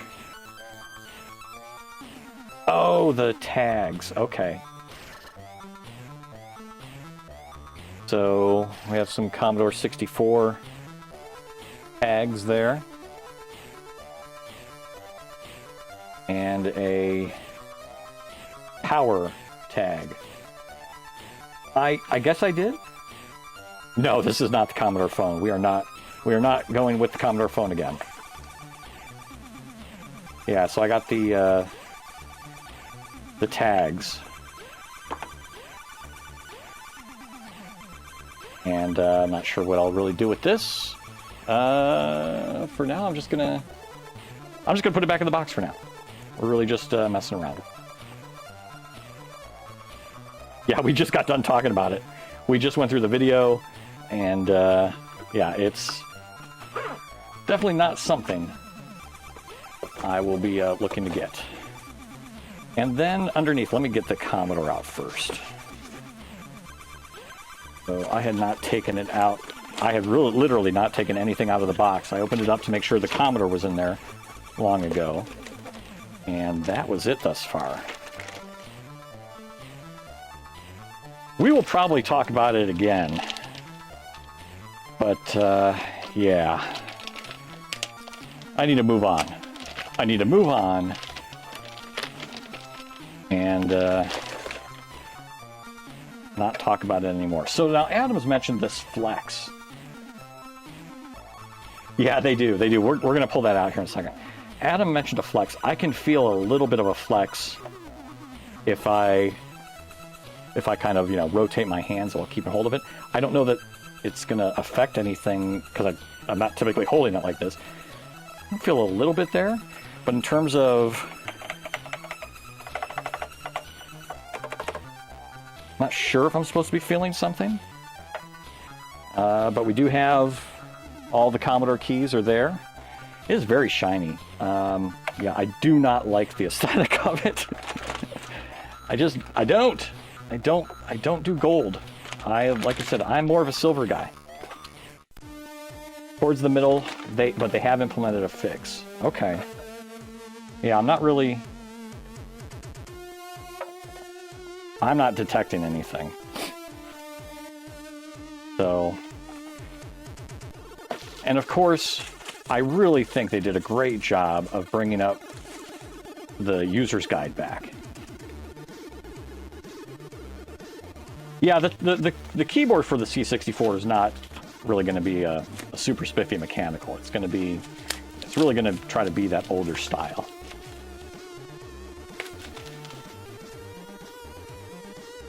But I mean, this is the original.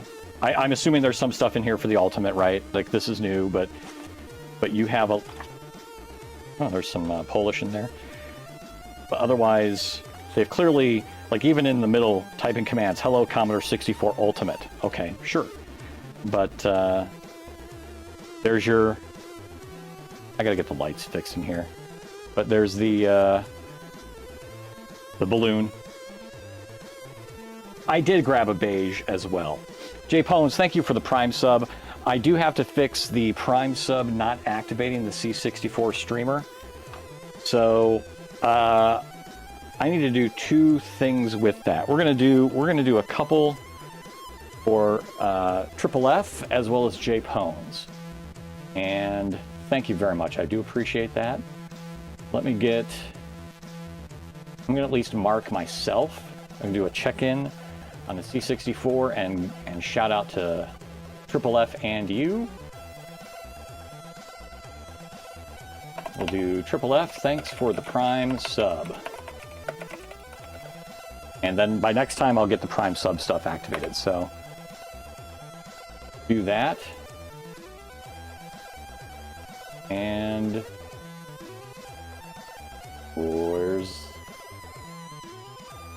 wait a second. Where's the C64?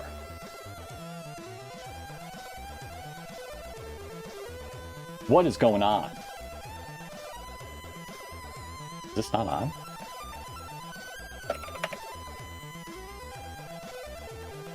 It's already online, but we're not actually sending commands? Is check-in not working again?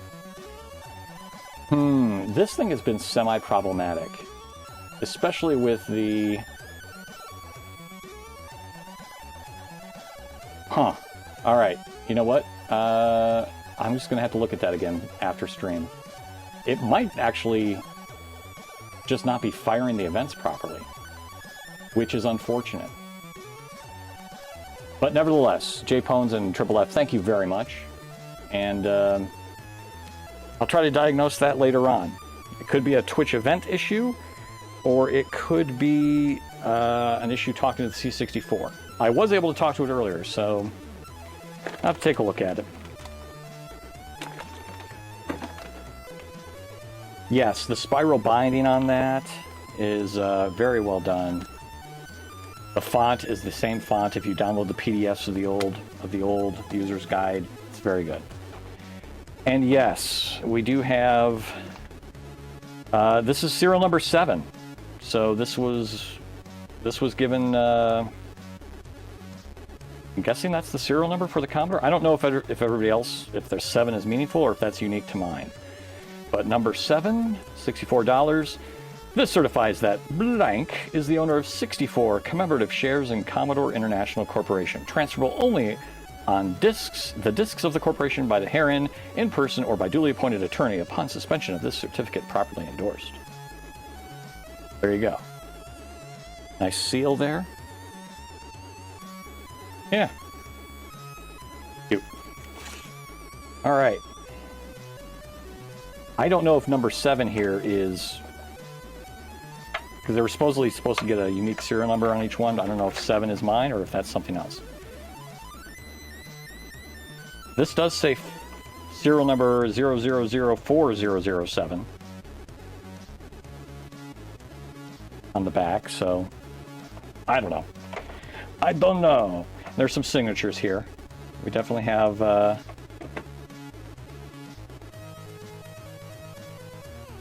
some signatures. You can barely make them out through the plastic.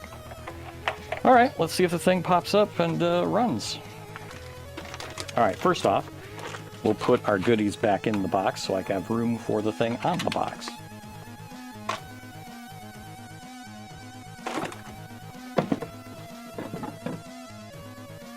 Okay. Luna, I've got to clean this mess up this weekend.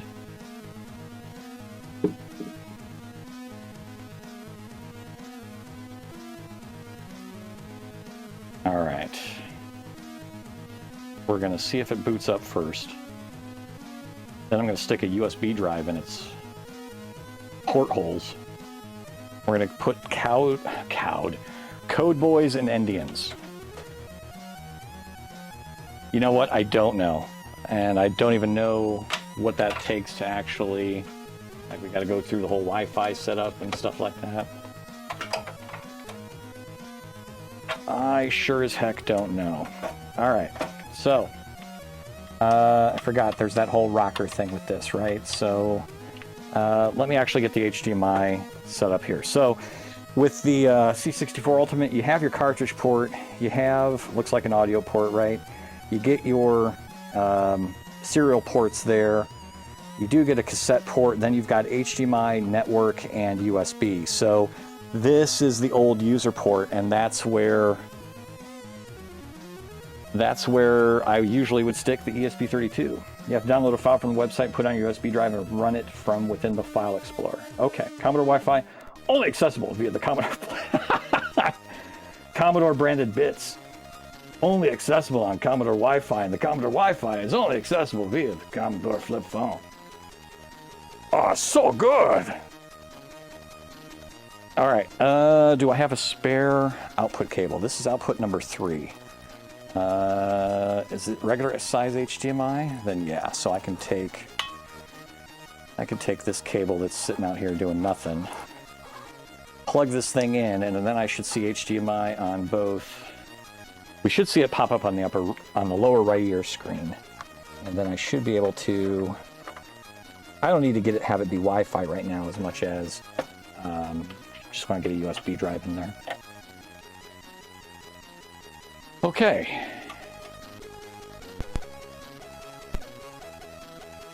Oh. Oh, I didn't know it would light up and all that stuff inside. Hey. Hey. All right, well, we are working.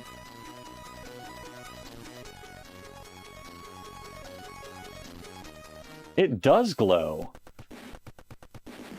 Let's take a look at that. Yeah, we do have a nice glow to it. You can actually see some glow through the keys. I need to move this cutting board here. Yeah, there is a glow to it. Commodore key and restore to bring up the menu without pushing the power button. Oh, okay. Commodore key and store. Ah, look at that. All right. Okay. Okay. All right. So I need a simple USB to try a demo out on. I just need to copy some files over. Where are my cheapy USB sticks? Does anybody know if there's a limit on the USB size for this puppy? In terms of what it can take? I've got a 64 gig USB.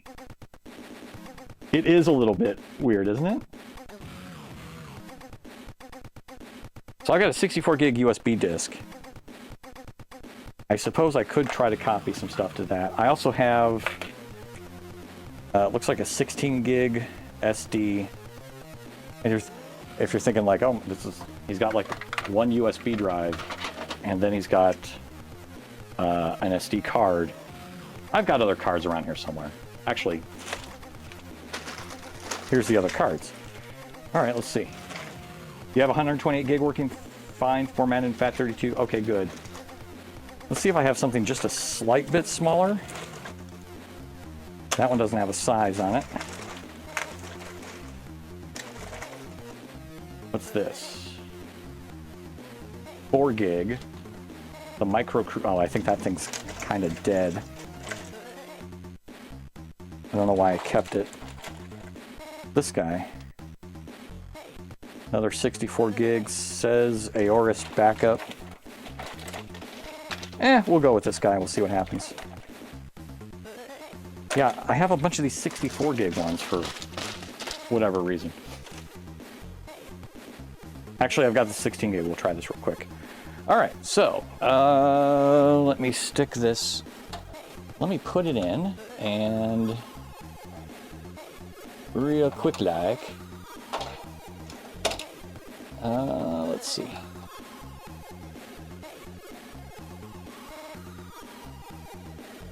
USB drive D. Sure, format it. I'm trying to format it. Yeah, I know it's not accessible because I was trying to format it. I answered that the first time when you said, hey, would you like to format this? No, you can't use this. Oh my God. How many times do you have to ask me? Disk is write protected.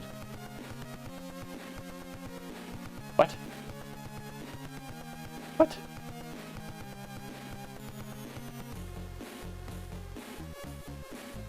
What's going on in this world? Compiling and downloading. Oh, thank you very much. I was just trying to format Win32 on this box, but it says it's write protected, so let me take the lock off.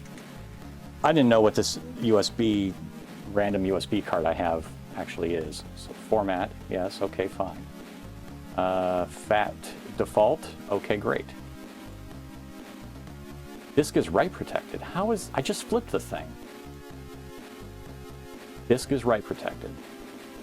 Okay, I'm gonna switch to a different card. This is that why it thinks it's write protected?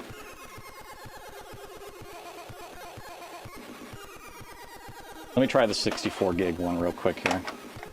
I honestly don't know if that SD card is worth crap or not. All right, let's try a 64 gig. Let's see what happens here real quick. I'd sit down, but Boona stole my seat. All right, that one at least loads. This is, oh, NTFS. So you don't have the option with 64 gig. What's USB drivers on Win 11 and custom problems with formatting USB thumb drives? That's true, and I don't have any of my old utilities on here. So it's not going to read NTFS. Will it read exFAT? Can I do exFAT? Okay, great. We'll do exFAT.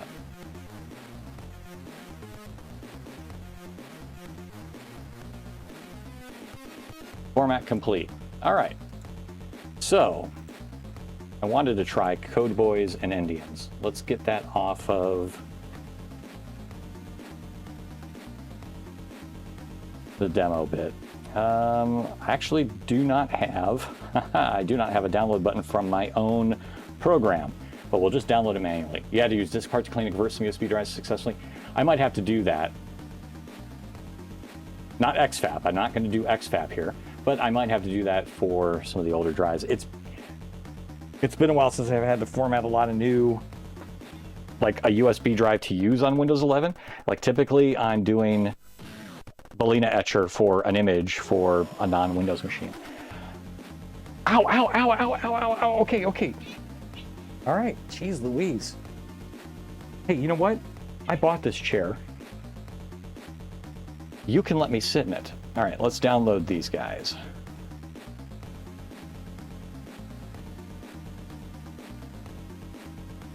Code Boys and Indians, we're finally gonna see it. And it's gonna be glorious. I hope. New folder, demos.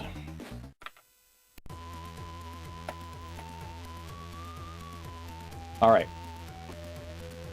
Code Boys and Indians, it's there. Ad break starts in 3 minutes. I use a separate program format. Ow, ow! Why? Why do you get... Man, once she gets in your chair, then it's like... You want it, you gotta pay in blood.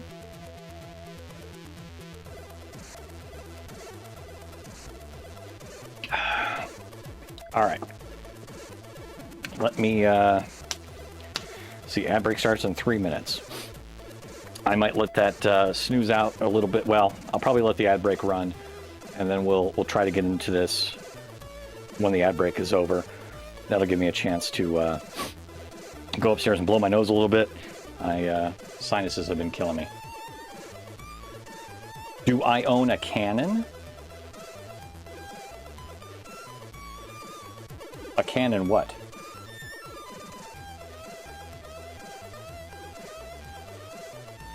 Like a boom boom cannon? A Canon printer? A kitty cannon? No. You know what? You know what would get her off that? Here, you know what we could do? We could do this. I could get her off this right now. Let's switch back over to... I don't know what a kitty cannon is. I've never seen this. But she's really, you know what? I mean, she's kind of peaceful right now.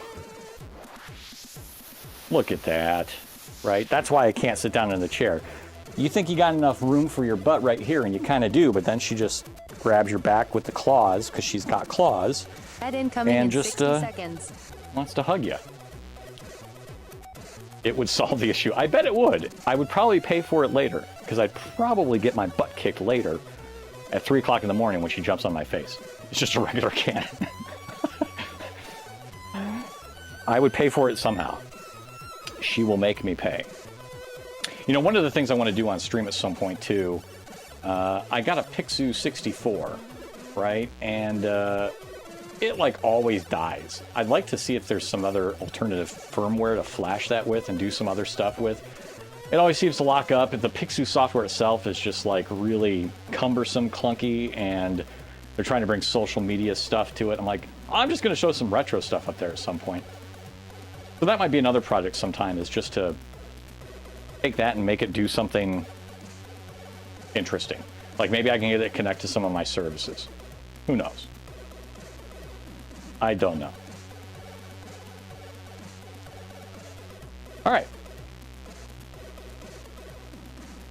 Ad break in 60 seconds. We are going to do just a little bit of TV. Mr. Droog.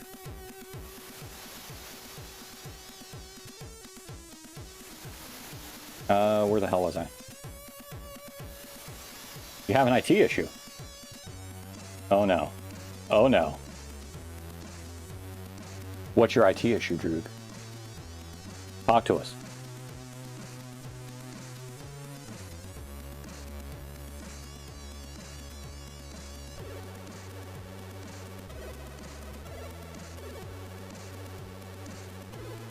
Bought a mini PC a few years ago to hook up to the TV. Okay, okay.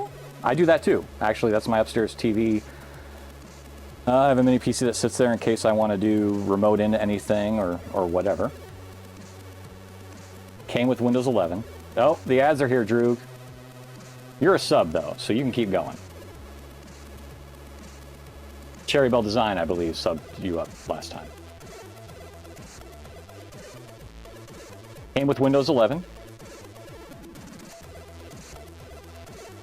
No ads for you guys.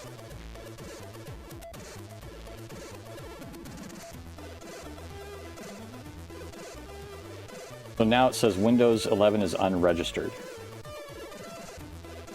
Did you log in with a Microsoft account when you first set up the PC at all, or did you skip that?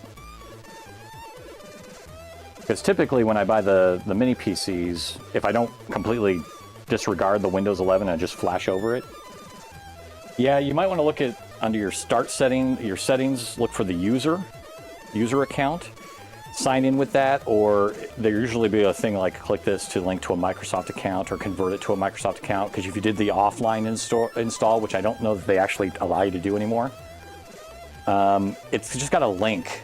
It's got to link the hardware on there to a Microsoft account, and then that's usually how they do it. Right, it comes with it, right? It came with it already on there. It's weird to see that it's not registered, but usually I do log in with a Microsoft account when I am keeping a box for Windows, so maybe that solidifies the registration. So if you do under Start Users and look at your user account, see if there's an option to maybe link it to your Microsoft account or create a Microsoft account if you don't and link to that, or log in with the Microsoft account. Maybe that'll do it. That's the only thing I can think of.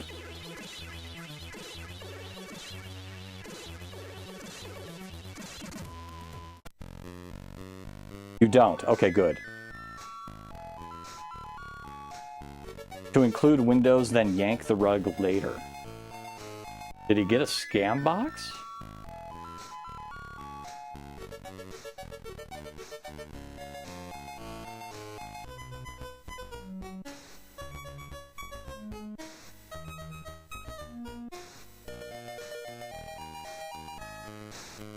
I've not seen that. I've not heard of that. A ton of people who were selling bulk Win licenses for dirt cheap, knowing that they would get locked down in the near future. Eesh.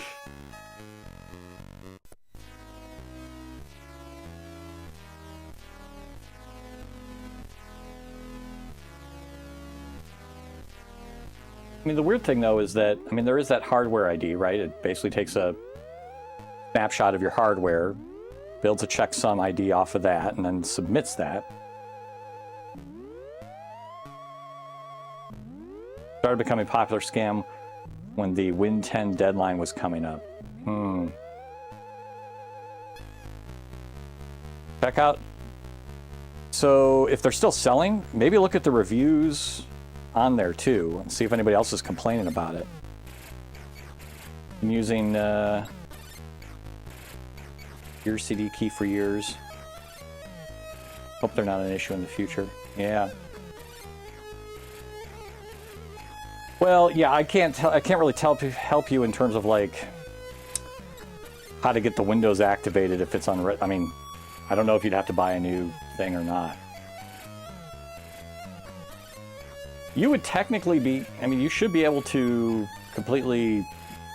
I mean, it would be the expense, right? But you would be able to go on Microsoft, buy a copy of Windows, and install that registered copy, or register that key to that instance of Windows, and it's a new key. And it's one that's registered because you bought it, right? Like when you go buy Windows and they'll give you a key.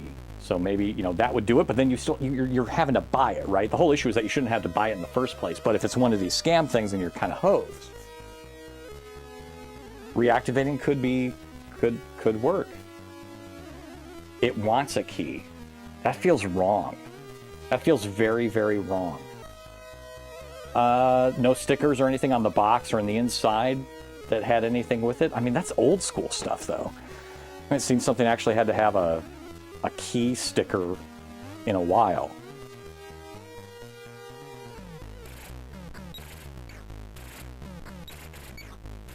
But I wouldn't put it past somebody if there's Make sure, look on the NUC box, make sure there's no stickers on there.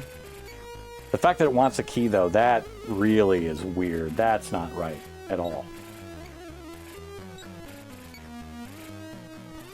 It'd be one thing to say, hey, you need to have a Microsoft account, but for the key to be bad...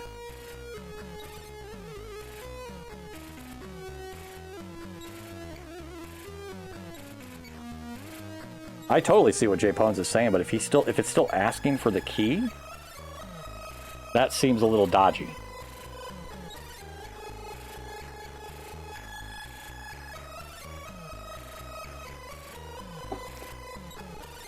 That's interesting. I think we could still probably, I mean, so there's two threads here. Can you get your Windows working, or what do you do if it's not Windows?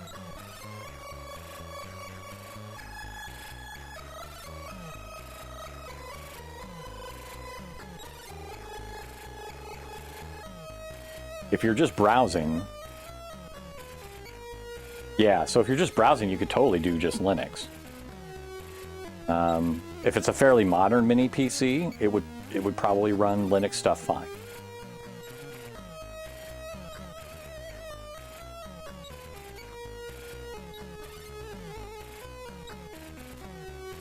Yeah, so why would it ask him for one, right? Because it should be registered. God, I don't even know how that new stuff works these days. The old days of having to have a unique key, right? And then, you know, you got that in the CD with the box, or you downloaded it and got a key. I don't really know how the new stuff. Sent you a whisper. Okay. Thank you, Mr. Pones. Yeah, my experience in this arena is limited. I rarely have to activate or have, and I just haven't run across this as an issue. But between Mountain Stars and Jay Pones and Adam here, hopefully we can get you going. Thank you, Mr. Pones. The whole scam thing of licenses is interesting. I didn't hear about that, but it's kind of a pisser that it's a thing. Oh, hey. Give it a shot. Now, if you wanted to do that, what you were talking about, watching some ISO things, assuming you'd be mounting them, maybe torrent. I mean, you can do all that stuff under Linux, and then it's just what flavor of Linux. So you totally could, but to me, that's a big hop for somebody that... I mean, it's doable, but I don't know. I run Linux. I'm used to Linux. I don't have deep Linux sysadmin bones in me, but I'm used to it enough, right? You can get around Bash, VI, and your general stuff. And as far as the system, the operating system goes, right? GNOME versus KDE versus whatever window manager, half the time I'm like, I don't care, I just need to use the thing, right? Like, I need Linux because I need to run Docker stuff, and it's a hell of a lot easier to do that than it is WSL2. I'm not a big fan of the Windows subsystem or Windows Linux subsystem on there. I don't care for it. Usually it just abstracts one extra network layer that I don't want to have to mess with. So typically I just run a Linux box that I remote into. Bit with Linux, but bit with VM, just been a while. I mean, there's plenty of... I typically run Ubuntu desktop, but I recently set up one... God, it wasn't Ubuntu, but it was fairly Windows-like. Like, it actually had a start menu on the bottom, and your tabs would be open around the bottom. I don't know what that one is. I can't remember anymore. Hey, Zared!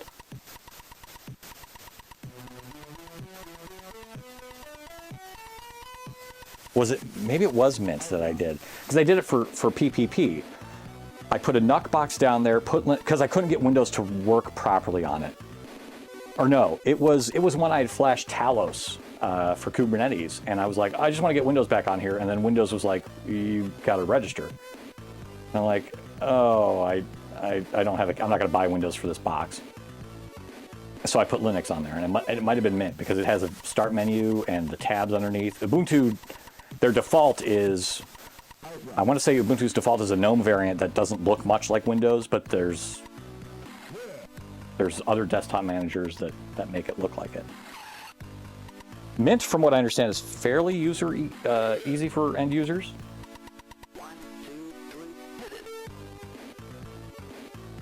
But see, for me, typically the Ubuntu stuff that I run is all just server, and I'm just SSHing into the box, or it's Talos, and I have one Ubuntu desktop box for dev work, but I'm not really doing heavy OS stuff. In this case, you paid for it. Yeah, it's just silly that in 2025 an OS costs any amount of money. Right, you bought it. You bought that mini PC, and that should have technically included a license for Windows 11, as it comes with it. Try the key. Try the key there. What does anybody else run? You guys running any Linux at home? We have I mean, every Windows box here is Windows 11 now, but we have. I run Talos, but that's a special flavor of Linux that's not for users. Otherwise, I run Ubuntu or the whatever I put on PPP's machine 6 months ago. Win 10 and Win XP. Jay Pones keeping it old school. A couple Linux boxes running on some mini PCs. What are you running, Jay? Like a desktop edition or server editions? What flavors? Ubuntu?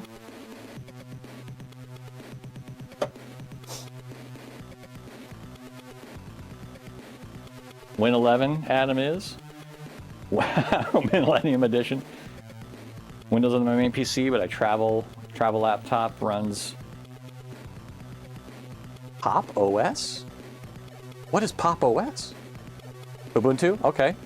Very common one, Ubuntu. I've never heard of Pop OS. That's different.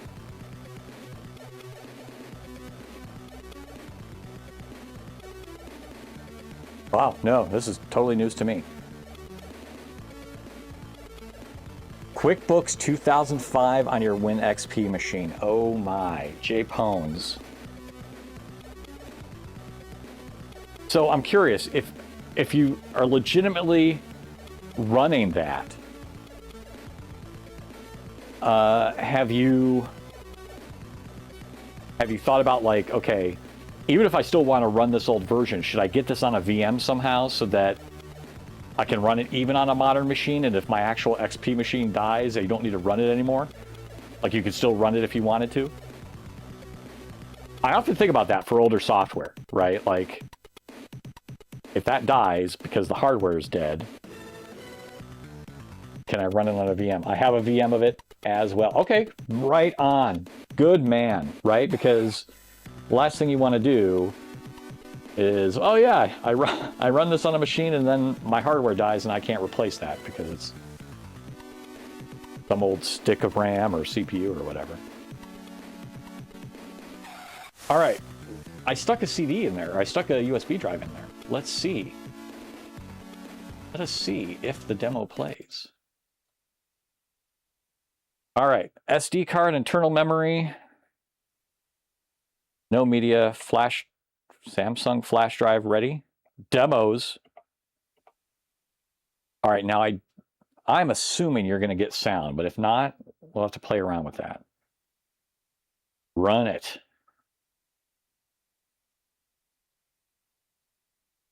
Oh, the Commodore is making sound. I don't know if you can hear that, kind of, but I hear the 1541 emulation, spinning of the disk.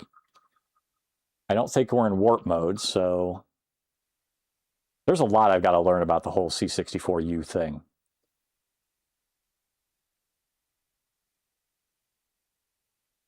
I could definitely, it's spinning. It's just, oh, I hear it changed a track. We got a track change. Oh, yep. Oh, are you getting sound?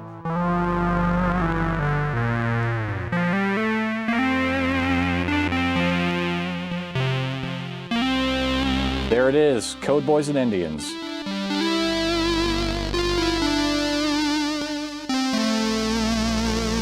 Thank you, Adam.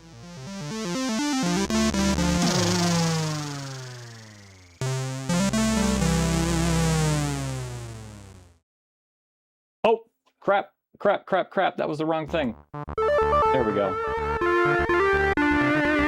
Oh, listen to that. This is gorgeous.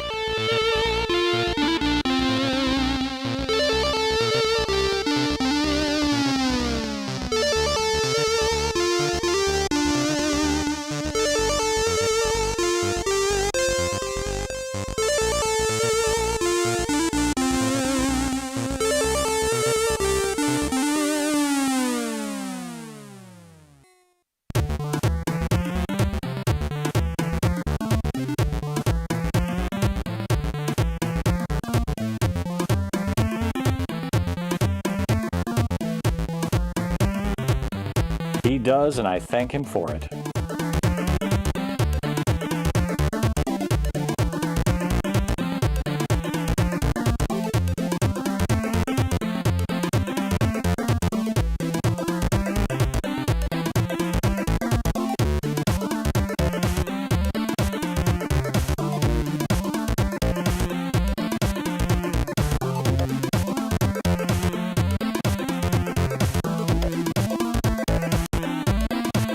Thank you, sir.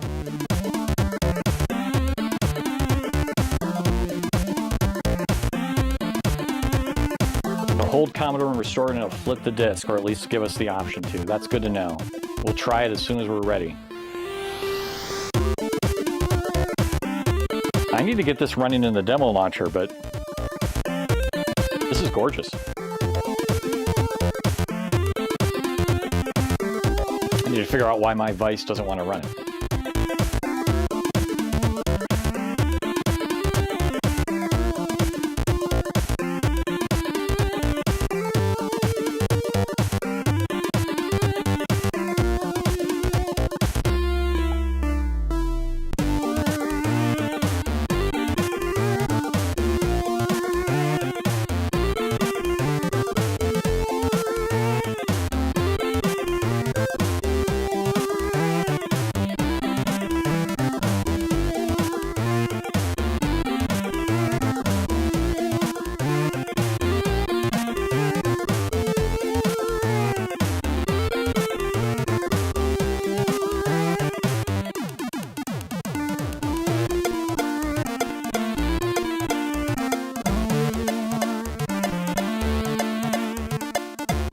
Reboot Tech's take a video of this with both of his phones at the same time, I bet.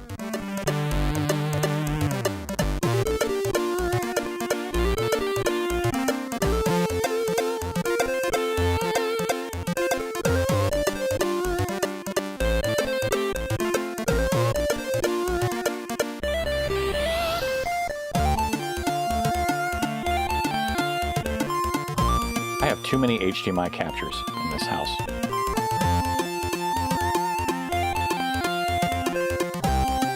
This is beautiful.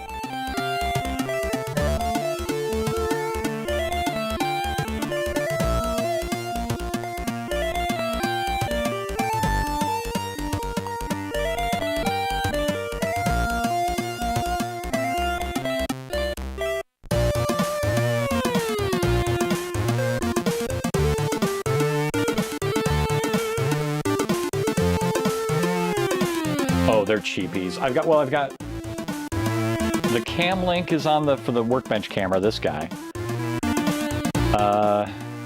This is plugged into a 4-port. The HDMI for the Commodore 64 just goes into some cheap Amazon HDMI capture, and then the USB goes into the OBS box. And I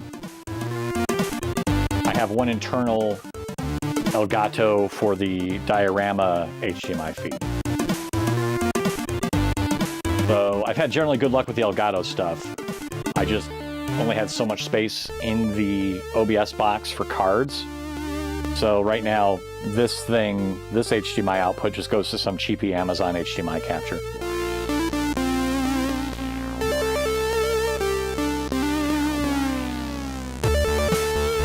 Oh yeah. Turn disk. All right, let's give this a shot. Commodore and Restore.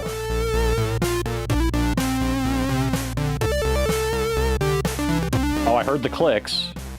And turn disk, I think, took effect. Oh, yeah. Excellent.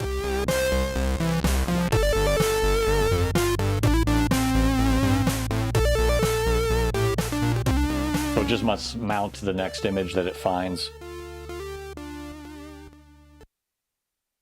You can hear the little 1541 whirring.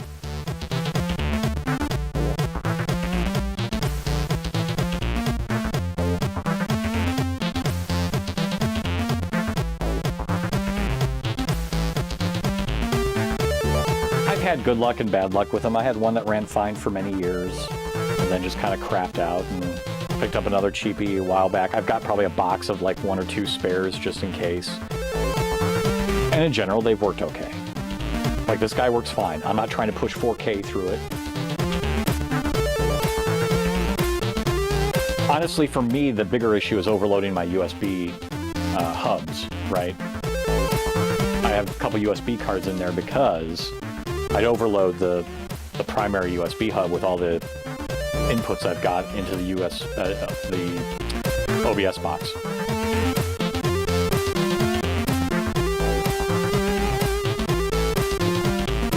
Yep. I got separate USB cards, dedicated capture cards that actually are PCI slots, right? That helped a lot, but you only have so much room, and I didn't buy like a super mega motherboard that has a bunch of slots, so if I wanted to add another HDMI feed, I'd be probably SOL. That's why I NDI as much as I possibly can.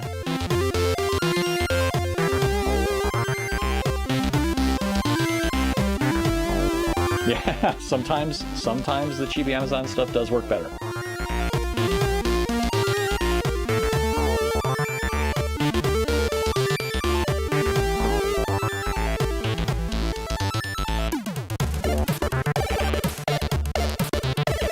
Man, this is pretty.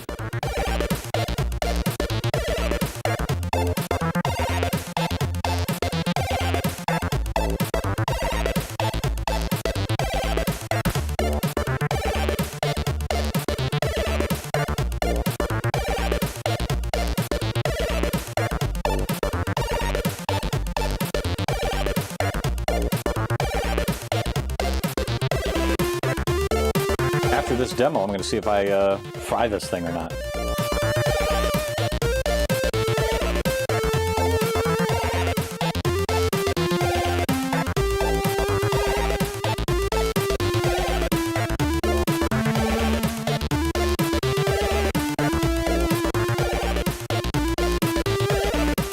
Pixel FX Morph 2K. Wow, is that like a competitor to the RetroTinks?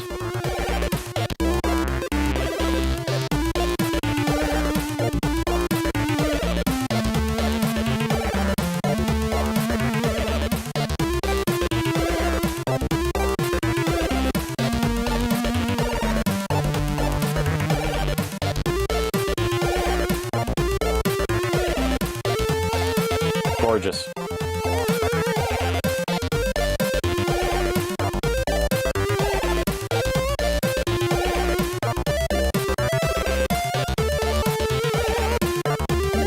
Yeah, if you've got the original hardware, then that's perfect.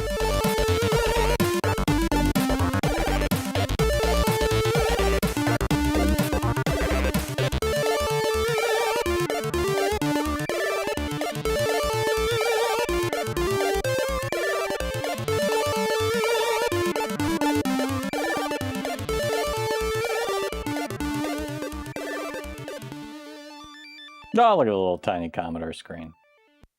Please let that not be the real output now, and that's just the demo. All right, so demo is over. So pushing down on it, I flipped it once down, the power switch. Is that supposed to do something, or is it up? Okay, so up brought up the menu. Holding down does what? Holding down doesn't seem to do anything. Should it be doing something? OSSC is like decipheration language. I've never tried those. Hold down to turn off. Okay. So let's Go back. Hold it for like 5 seconds. All right. Holding it down. 4, 3, 2. Okay, we've shut off. All right. Turn it back on. Okay. All right. I could turn on a computer now. Oh, not you again. All right, so Commodore Restore brings up the menu, disk file browser. There's so much stuff in here to mess with. LED lighting. Case lights, mode, fixed color, pattern, single color. I do like my LEDs. Oh, SID music. So you can have it go with the SID music. Rainbow, rainbow sparkle. Yep, okay, we've got rainbow.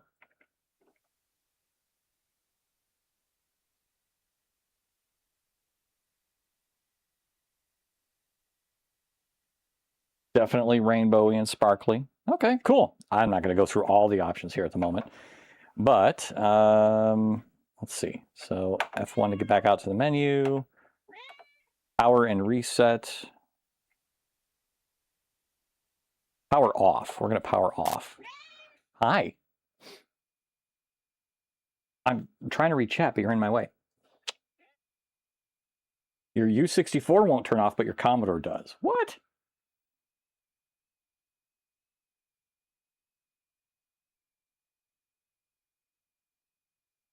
Use down as a hard reset. Wow. Firmware bug? All right, Luna. I was going to take... You really make it difficult to do anything. You make... Let's switch this back over. Get the workbench cam up here. You make my life so difficult. Seriously?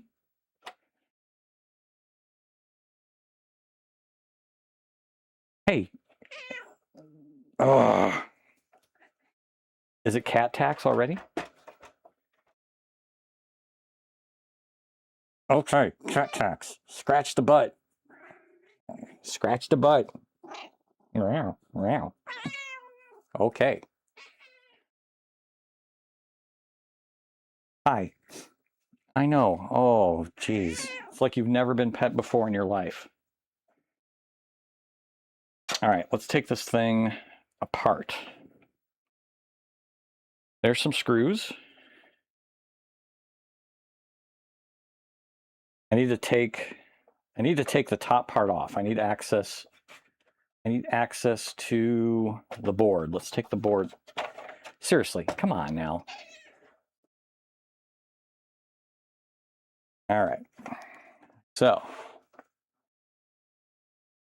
God, you are a pain in the ass.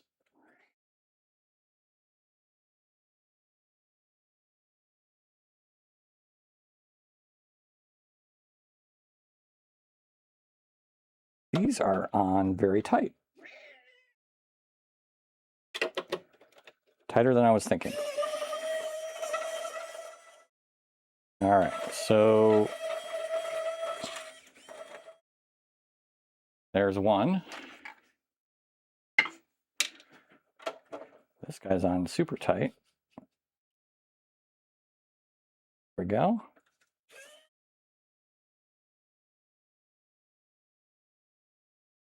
Yeah, she does say love ya. That is for sure. She is a Siamese and she is bonded. So I am dad. I am where she needs to be. And that is that. All right, so 3 screws in the front here. Now, what else do I need to do to release this thing?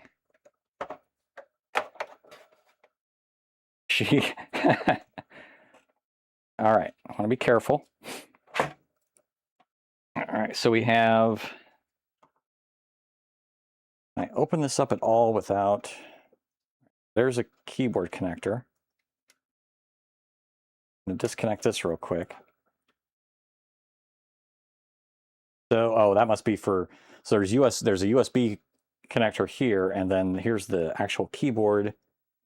Does that say LED? Keyboard LEDs. Okay, so we're going to disconnect that. And remember that the back edge goes on the inside. All right, so there's your big FPGA setup there. Options to install additional SID chips, which I may do someday. I don't really have the need for it right now. All right, right? Yeah. Oh, a Raspberry Pi. It's pretty much it. A little warm there, but that's okay. So USB, there's looks like there's a couple USB ports in here. I'm not sure if that's for anything special. There is a keyboard. There is a keyboard set of pins here. Is that more if you wanted to connect a legitimate keyboard to it, I imagine? Right, like you wanted to embed this inside of an old 64 case? Yep, it is. Okay, great. And then there's this piece, which is the user port, which is kind of what I wanted to mess with a little bit. So I want to see if maybe the C64 streamer will work with this. So I bought this, and then I bought the cable. And now I just need a spot to take the cable out of the case. Because ideally, what happens then is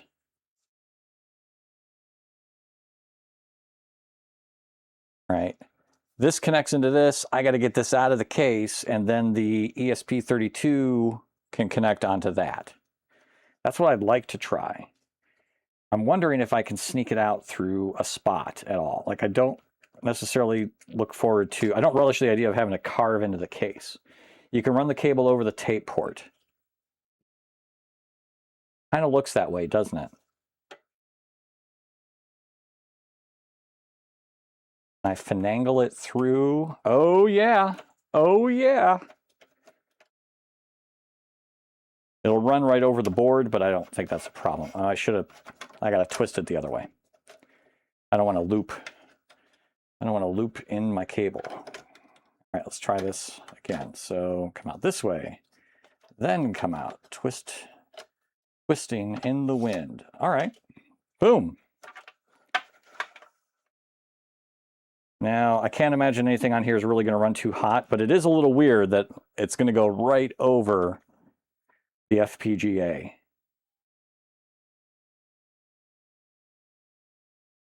That's a little weird to me. Like, it's going to be pretty flat over it. I don't know if this is something like I want to take like a little foam stamp here at all and just like, you'll be fine, I do it? Okay, all right. I can't imagine it runs terribly hot. It's not like you got to heat sink this. Okay, so ideally that works. Now let's get this thing reconnected. And the LEDs first.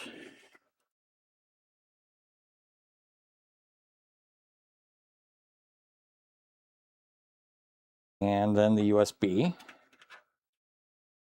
little weird to try to hook into. All right, so that's connected.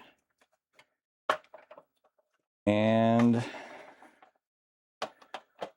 we're back in there. I'm not going to screw it in yet. Let's make sure this thing still boots up. And is there anything special that we have to do to enable the user port?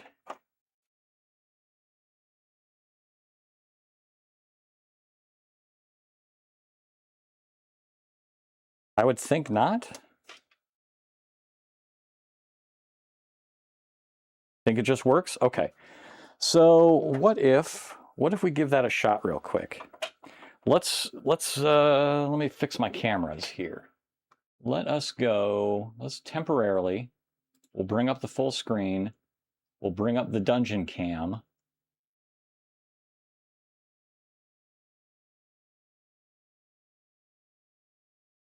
And lower basement.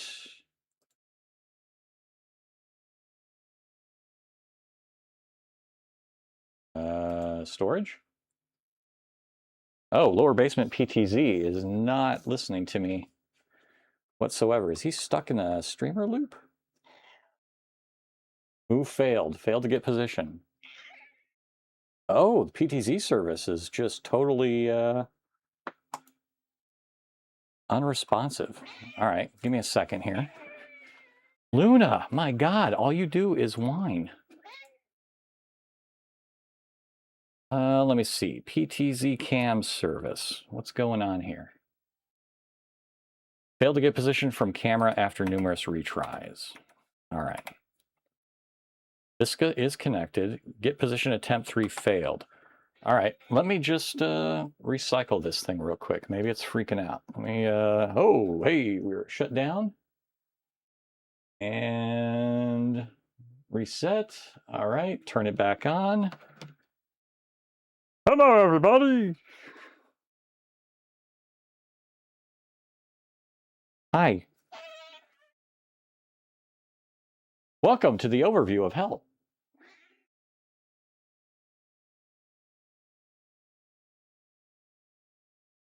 All right, so that should be reset.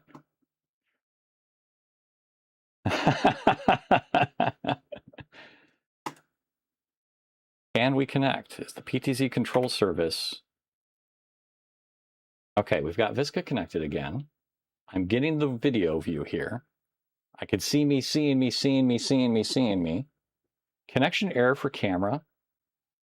Lower basement. All right, do I have to recycle the PTZ control service? Fine, let's recycle the PTZ control service. All right, so that's terminating. Let's restart the pod. Oh. Hi, PPP. Thank you, Adam. Thank you very much. All right, started PTZ control service application in 13.5 seconds. Let's try it out now.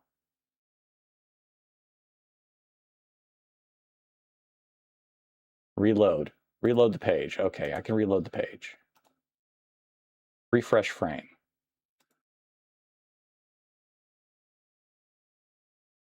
Connection error. What is going on? Get position attempt 2 failed for camera lower basement read timeout. Huh. Did my camera just effectively die on me?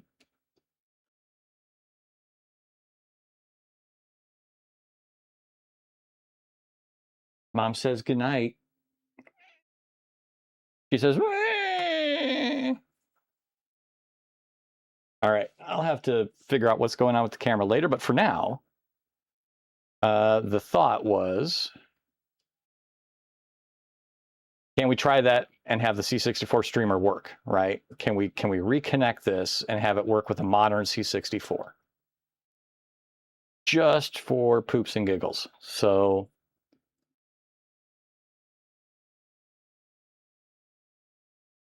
good night, PPP.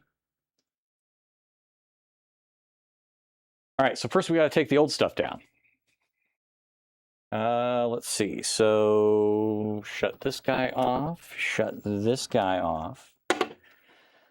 Remember, this was to something. What does this go to?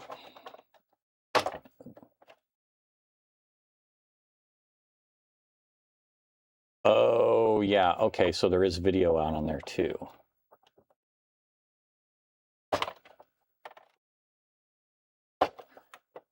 Okay, so we have video out and serial out. And oh, let me have it. Let me have. Give it to me. Give it to me. And then the cartridge, which I still will need that. Can you run an Ultimate 2 cartridge inside the Ultimate C64? Inquiring minds want to know. I imagine you can. So for those that are curious, this is the thing that makes the C64 streamer work.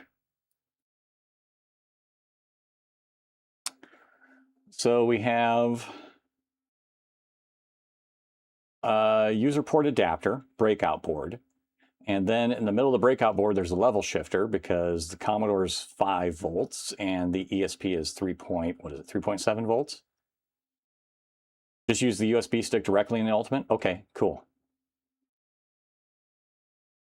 And then the ESP32 sits with that. So we have to level shift for the voltage differences, but that's basically the ESP32 streamer circuit. I did do something different with this one. You can see there that it's not soldered. Everything is wire wrapped. I did my first wire wrapping on this circuit. And the idea was, I hate soldering. And I don't like soldering on like boards that I want to be able to reuse for different projects, right? I only have like 1 or 2 of these breakouts. So I could do cables, I could have done another thing, right? But I wanted to try wire wrapping. I did do some soldering on the back end of this piece for a common ground. And that was okay for me because this is just you know, a circuit board. But I wire wrapped all the stuff basically on the other side. I don't know. I just wanted to mess with it. I'd never done wire wrapping before, and it's held up for, well, at least a few years now. Okay. So the question is, we're going to look at the old 64 because I'm just not sure. But the first question I have is, which orientation is that? Okay, so it's the 2, the main, and then the 1. My question was, is this right side up or upside down? And it's the 2 goes this way. So 2, then the main, and then the 1. Which I don't think I would have seen on this, right? This probably would take it either way. So I needed to make sure on that I was oriented the right way. And is there anything really on here that tells me that? No, there's not. So it's good, I guess, that I checked because I wouldn't have known otherwise that we needed to do that. All right, so, oh my, that is tight. Wiggle that in a little bit. I just don't want to over force anything. Okay. Sliding in there. I think maybe it only goes in so far. We are very much attached to this Frankenstein circuit now that we've got. And we'll take the USB out of the Ultimate and give it a shot. So let me take that over there.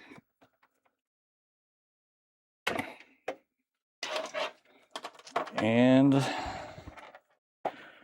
let's go back to the C64 streamer. Camera that I can no longer connect to via Visca. Which will be yet another thing that was working before that I have to diagnose. But that's what that's all about. All right. So we have serial and video. We'll let that hang over for a little bit. Here's my serial for the dot matrix printer. And then video hung over this way. Yep, video is definitely complaining there. All right, let's pop that in. ESP32 can just chill there. I did have USB for that. I need to plug back in so we get power to the ESP32 circuit. And then the Commodore power supply can go into this somewhere.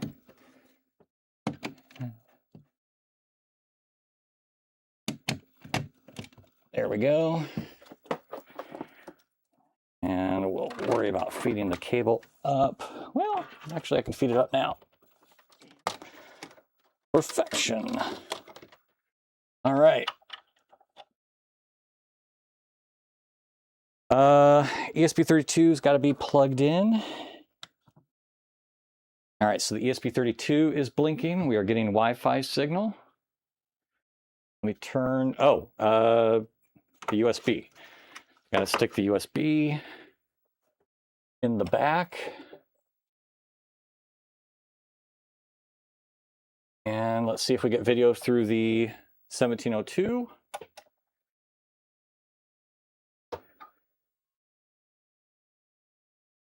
Well,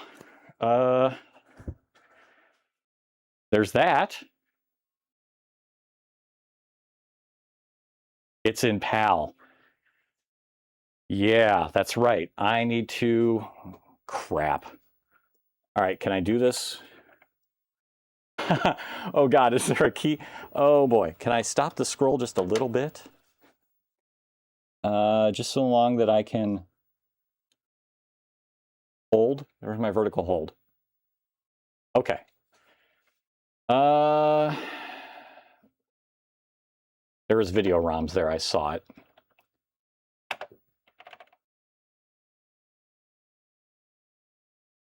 All right. NTSC. Digital video mode, auto, video page, CVBS and S-video. Yes, I can leave that as that same. So NTSC.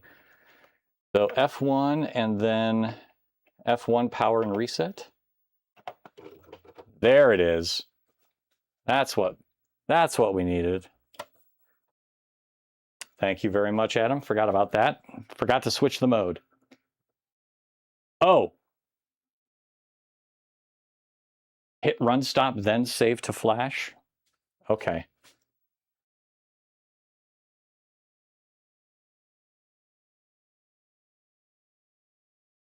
Okay, so I went here, I did that. Let me make sure that we are going to stay in NTSC. I'm gonna hard power it down here real quick. Power it back up.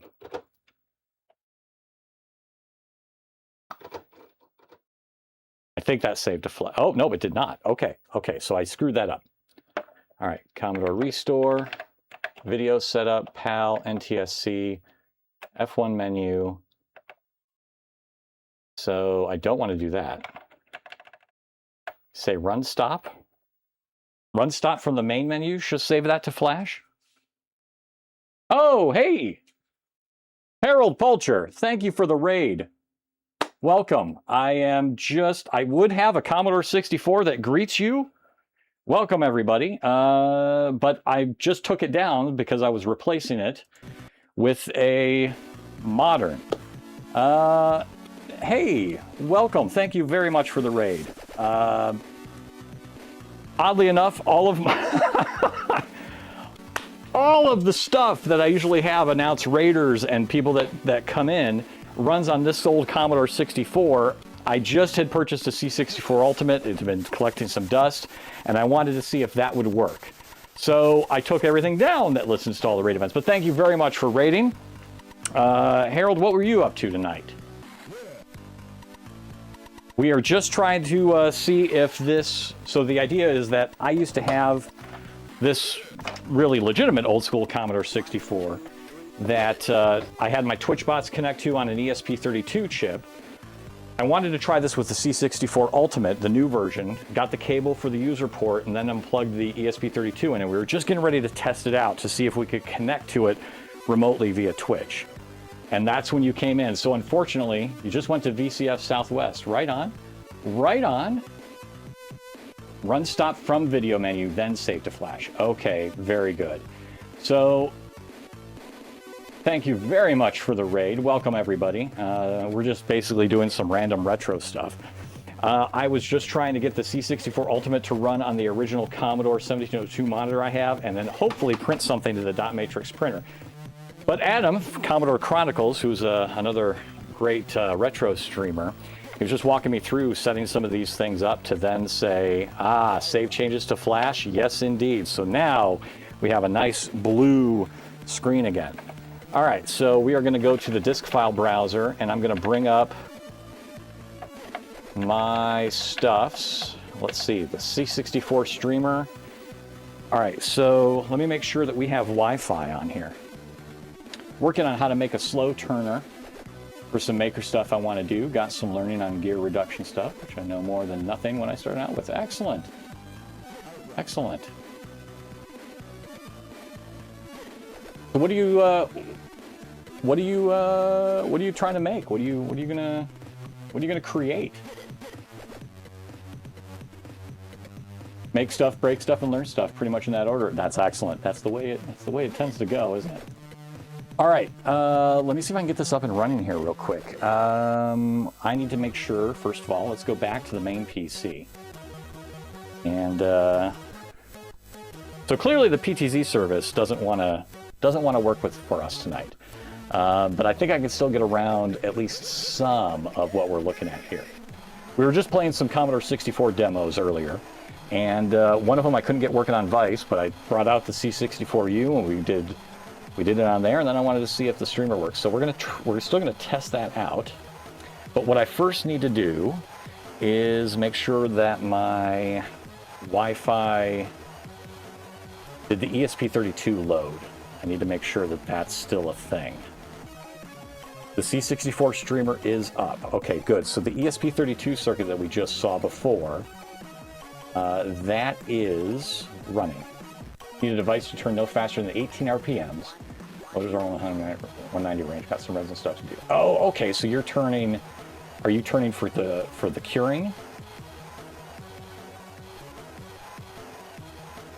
That you want it to turn consistently for curing resin? All right. Let's go back to the dungeon cam real quick here. All right. So that looks like it's working. I, unfortunately, have no control over my PTZ cam through the software right now, which we just discovered about 15 minutes ago. But let's see if... right? Make one. That's much more fun. All right, so we're going to load the C64 streamer and see if this connects. All right, so what this is doing now is it's loading a horrible basic program that I cobbled together many years ago. He's switching out the VIC banks in memory because I can't remember the exact memory map, but I couldn't do it with the main VIC-1 bank. I was running out of basic space. Now this boots differently immediately. No. So I don't know if this is actually working. Oh, no, there we go.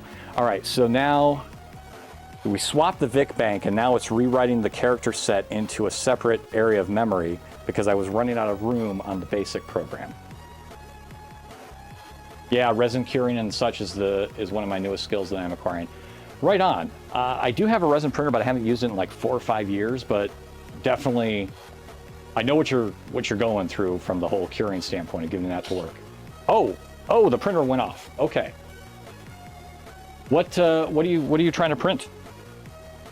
Utility things, collectible things. All right, so this guy's running on the Commodore. I did get a print that says something. It says C64 streamer started. So what that does mean, at least if nothing else, is that the C64 started. The program should have an open COM port to the user port, and hopefully the ESP32 is actually going to send some stuff to it. Let's try that and see what happens real quick.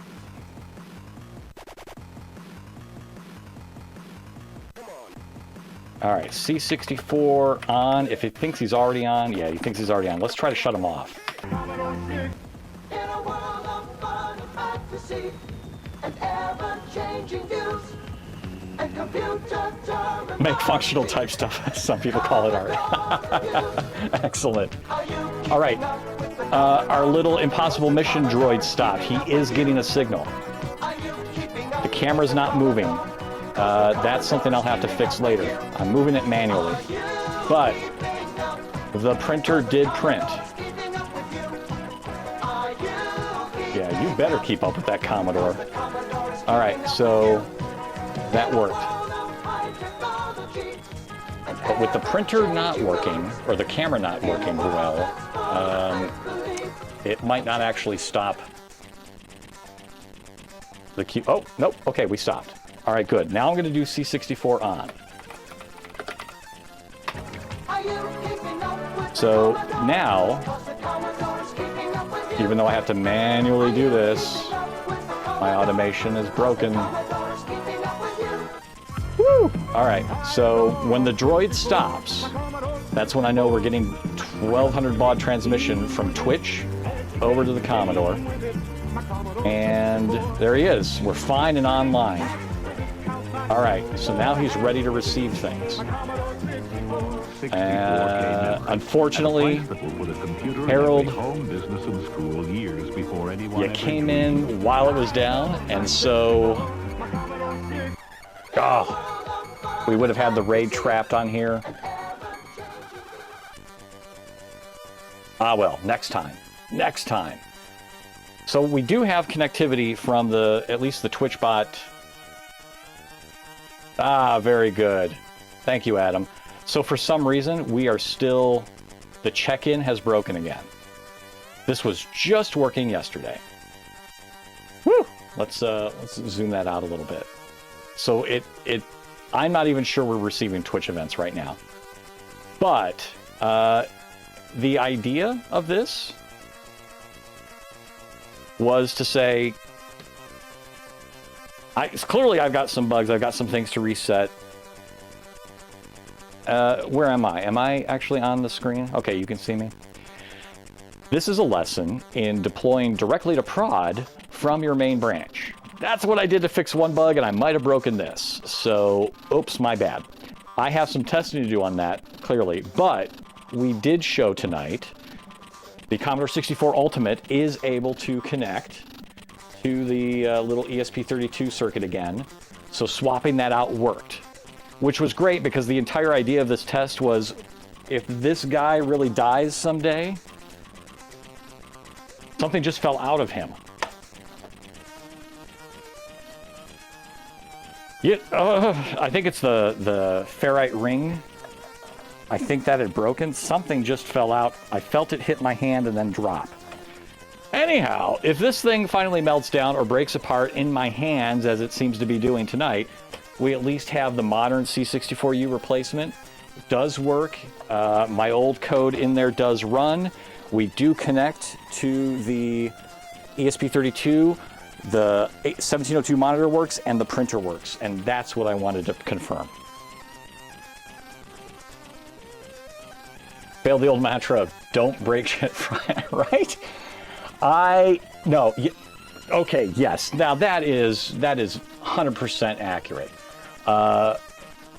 As in my profession, we do not deploy on Fridays, and I wanted to today because I'm like, well, it really won't break. It's not going to production, but yeah, you never deploy on Friday.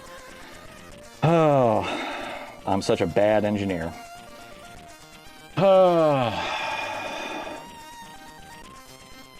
Yes, thank you for the raid. Thank you for the attempt, Adam. Yeah, I am not updating OBS. No time soon am I updating OBS. No. And if nothing else, I take backups of snapshots of the befores and afters if I do. And usually it's not, honestly for me, it hasn't been an OBS issue in general. Although, over the last 3 years since I have stopped and come back, there were plenty of changes. It's usually plugins that fail to load anymore, right? So you almost have to, you got to stay pinned because the plugin failed you. Right? Like that is the key thing. That's what hits you. All right, so the C64 streamer sort of working, but if nothing else, the C64 Ultimate, right? That works up there.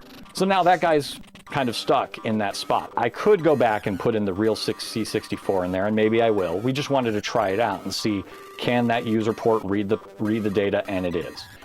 Our camera view of the C64 streamer is clearly freaking out. I don't know if that means I've got to reset him completely. I'll look at that some other time tomorrow. In the meantime, we can go back and let's curate a couple more demos. Oh, now you want to see the beige one. Well, all right, we could take a look at it's beige. So I'm not going to take the beige one out. It's the same thing you just saw. It's just beige, which I do like that color better. I really only bought the Founders Edition because I wanted to support the effort and get the little certificate, right? It was entirely that. Yeah, thank you, Mr. Pones. So, what we were doing before we went down the road of unboxing the C64 Ultimate, we were looking at some demos. Let's look at a few more C64 8-bit music videos, if you will. and we'll cap off the night. So,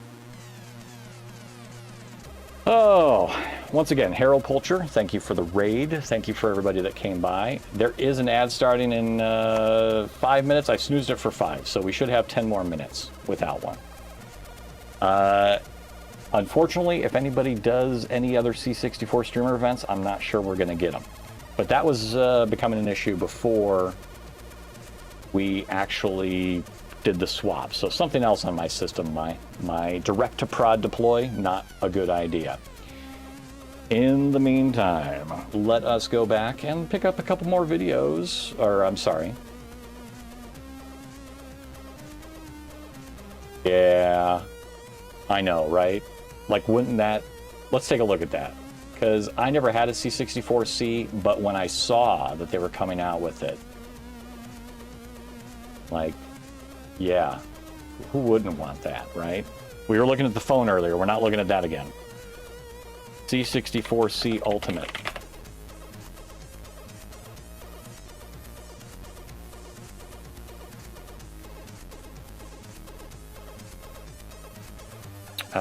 I just wanted a picture of the regular one.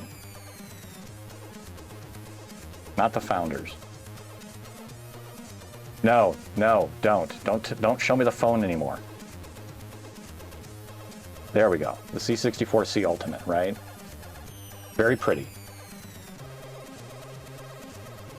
Your U64 is in a C64C case. Oh, not a bad idea, J Pones. Not a bad idea at all. Right? If you can do that, do it.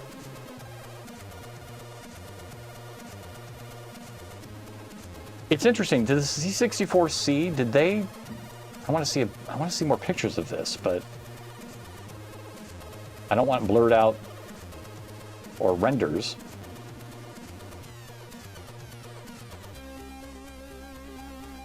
Is this legitimate? Is the C64C... Oh, let me zoom in on the frickin' photo. Open image in new tab. Is that accurate for a C64C? I never had one. Did they put the glyphs on the top of the keycaps and not the sides? I'm assuming this is accurate. Wow, I didn't know that. Huh.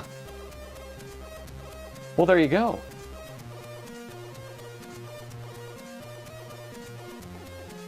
I wanted a C64C so bad when it came out, but I already had the older version. Yeah. I grew up with a C128, so that's effectively what I had until I got out of the Commodore stuff as a kid. But if I had a C64C, or if I had a C64 and I saw the C64C, I'd want one. Way sleek, way more sleek looking. And honestly, I personally got really spoiled on the C128 for the keyboard side of things. Like, I loved that keyboard. I never had a C64 as a kid. And I'm afraid I might not have liked it as much. I don't like typing on it. I prefer a C128 style. Yeah, exactly. I don't have my original C128 anymore. But I do have a C128D. I bought one on eBay 4 or 5 years ago with a metal case. And it's in storage right now, but that's what I like, that keyboard, right? Now, granted, I still might consider trying to find an actual C128 that's not the D, just because that's what I really originally had. But that keyboard was so much nicer to type with. Good stuff. All right, we're going to look at a couple more demos. Let us shut off this background music. Let us go back to the main PC page. And let's start off near the top, more the top of the list. This is this is the CSDB.dk. And A Fairy Glow by Fairlight. I've never seen this one. Looks interesting. It is by Fairlight from 2025.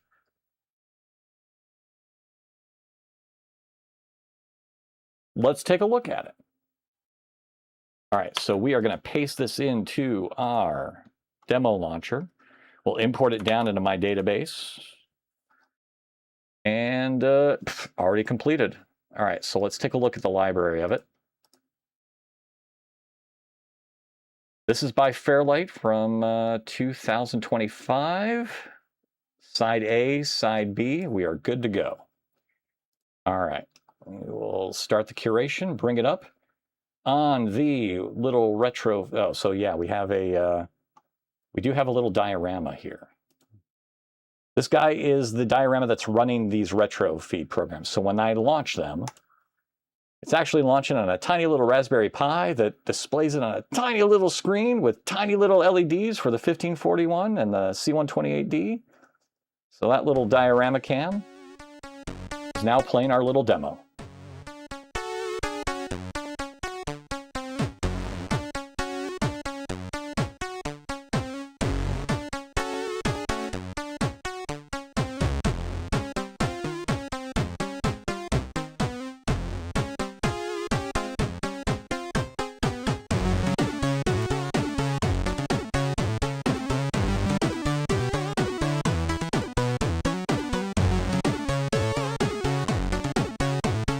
I'm digging the music so far. Very good.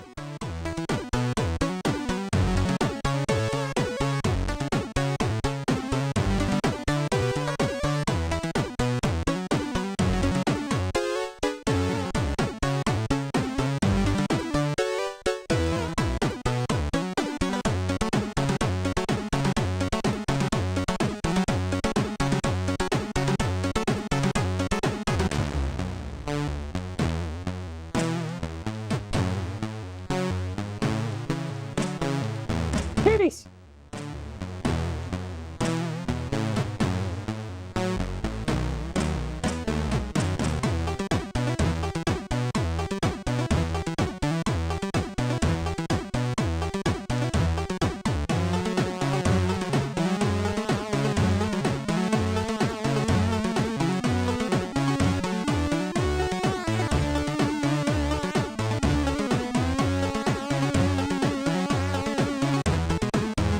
Adam, this makes me wonder if I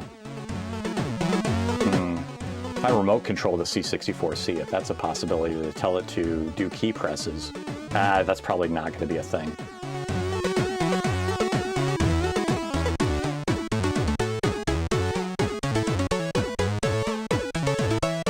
Oh, sitting behind the breakout ball.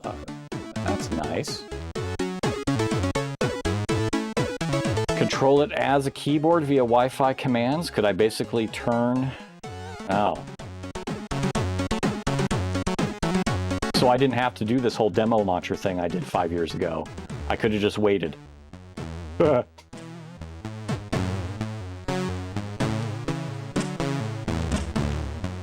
you know what? I still like it for the diorama cam.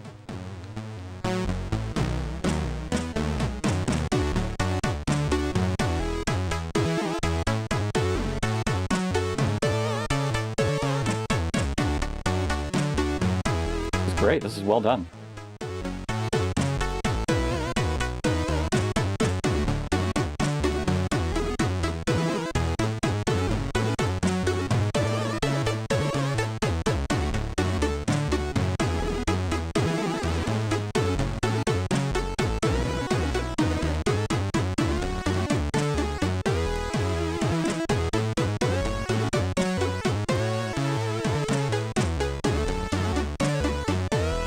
Oh god, this is like a horrible Petsky metal album t-shirt cover.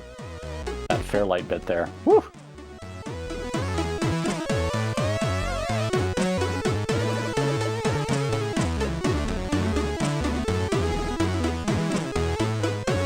But still well done. Turn disc. All right, let's click the turn disc button. Next disc. Boom.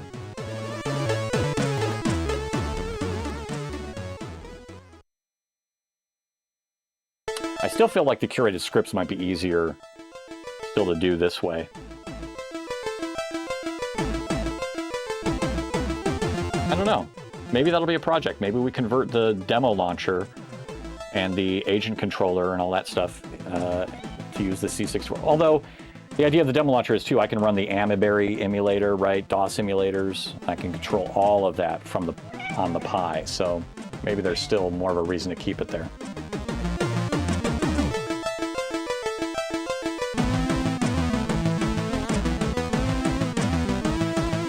very gothic, progressive rock tune here. This is nice.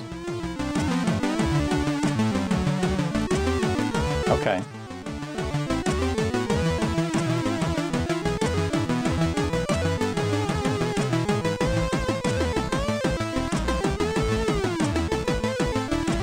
Hello again, Luna.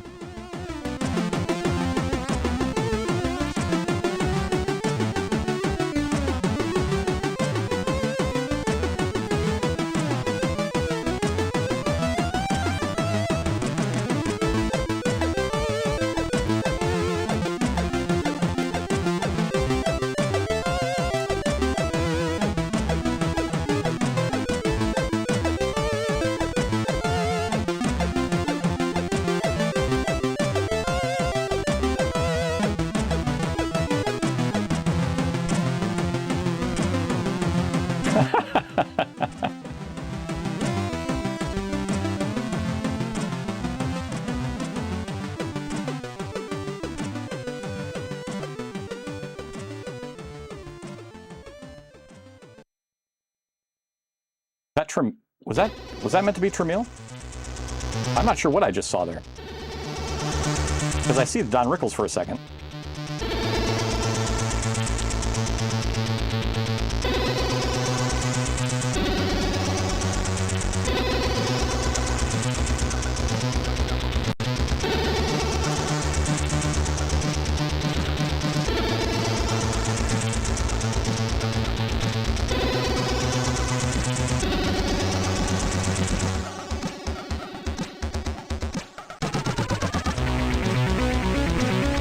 Oh, that's beautiful.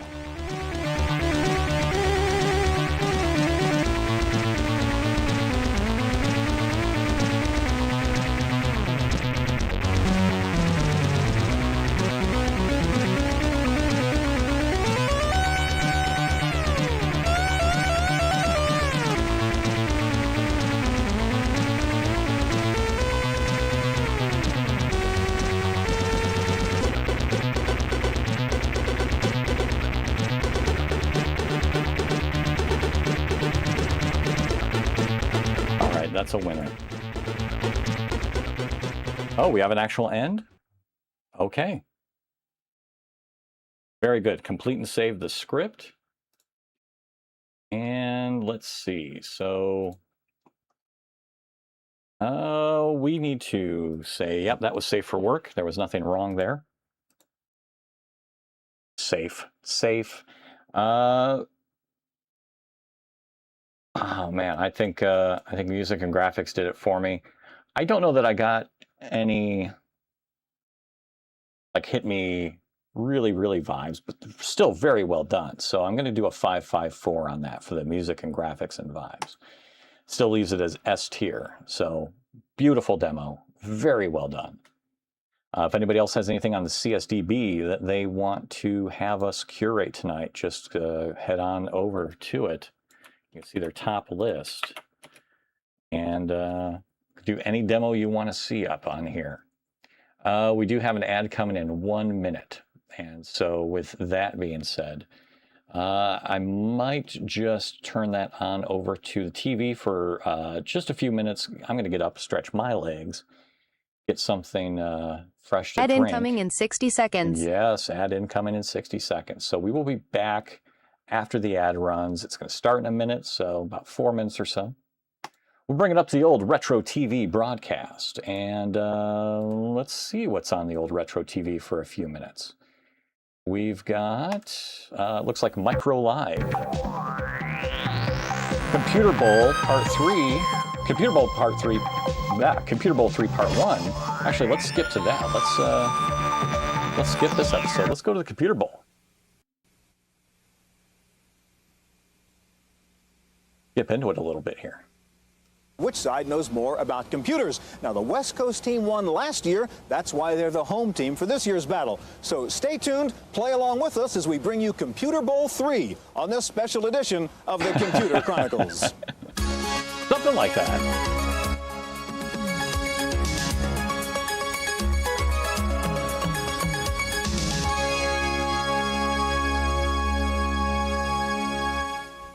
Computer Chronicles is made possible in part by Central Point Software, suppliers of utility software, including disk backup, data recovery, file and desktop management, and virus protection. Central Point Software, making computing safer, simpler, faster. Additional funding is provided by the Software Publishers Association, which reminds you to see who knows more about computer trivia. This year's teams feature heavy-hitting all-stars like Philippe Kahn, Heidi Roizen, John Markoff, and Ed Juge. So stay tuned. We're on our way to the San Jose Convention Center for the 3rd annual Computer Bowl.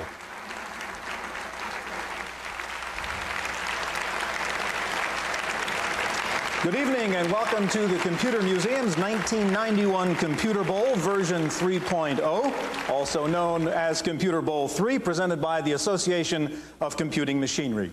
We're here in the heart of the Silicon Valley tonight at the San Jose Convention Center, home turf of the reigning Computer Bowl champs, the West Coast team.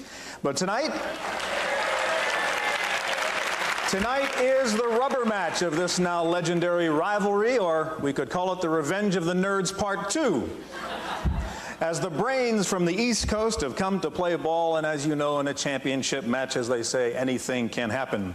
We're joined tonight by live audiences connected via satellite at the Computer Museum in Boston, and also at the Hub Ballroom on the University of Washington campus in Seattle. And of course, we have what I gather is a slightly partisan crowd right here in San Jose.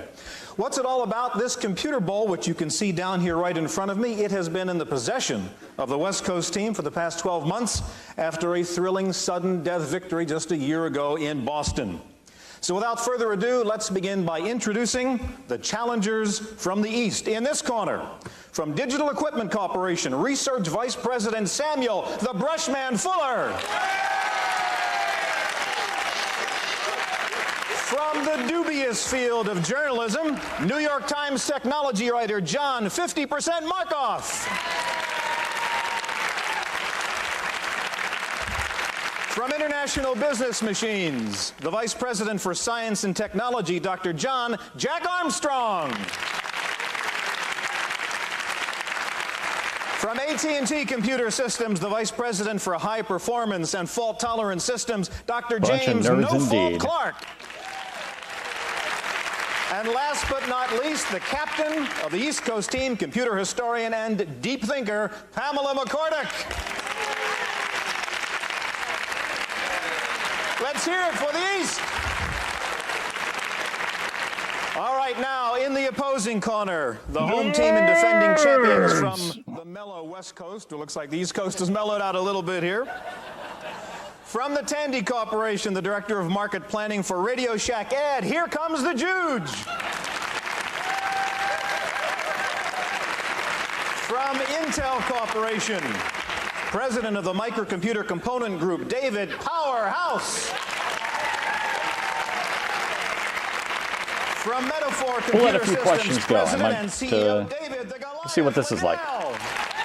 Look at these. Oh my gosh. From the world of jazz, and also president of Borland International, Philippe King Kahn. And the captain of the West Coast team, the president and CEO of Teamaker Company, Heidi Poison Roizen.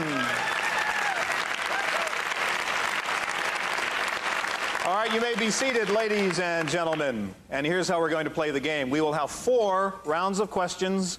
There will be 3 different types of questions in each of the rounds. There are toss-up questions, which are worth 10 points each, and any one of you can answer one of the toss-up questions. There will be what we'll call bonus questions. They're also worth 10 points each. They can be answered by any individual panelist, but a correct answer to a bonus question entitles that team to get into a special bonus round in which we'll have a series of 3 one-team-only questions to be answered only by the captain of that team after due consultation. 30 points I'll see if I can pause it maximum before for the each answers bonus are round. Now, given if your answer to a toss-up question or a bonus question is wrong, a player from the other team will have a chance to answer the question. Also, please remember, panelists, you have to ring your buzzer, wait to be recognized before you answer, or your answer will not count. If you ring the buzzer before we have finished asking the question and your answer is wrong, the opposing team will get a chance to answer the same question after hearing the full question, and it will then be worth 20 points to that other team. So there is a little penalty for gambling, especially if you lose. Now, since we know what a cantankerous... Triple F, have yourself a great night. Thank you very much for coming by. catch you later on next time. And thank you again for the Prime sub. Group this is here today. We have 2 resident expert judges whose job it will be to decide undisputed answers. From the East Coast, the chairman of IDG and star of Computer Bowl 2, Pat McGovern. Boy, I was kind of thinking we'd be into it by now, but... Venture Capital 2, our official examiner for the night, the chairman of the board of Microsoft, Wild Bill Gates. Wild Bill. Who knew? Okay, ladies and gentlemen, get your hands ready, get your brains working. Bill, you're about to begin. It's all yours. The last 2 letters in the names of many early computer companies were A-C, as in Iliac or ENIAC. What did the letters A-C stand for? Okay, we have the... All right. ENIAC, UNIVAC, adding computer?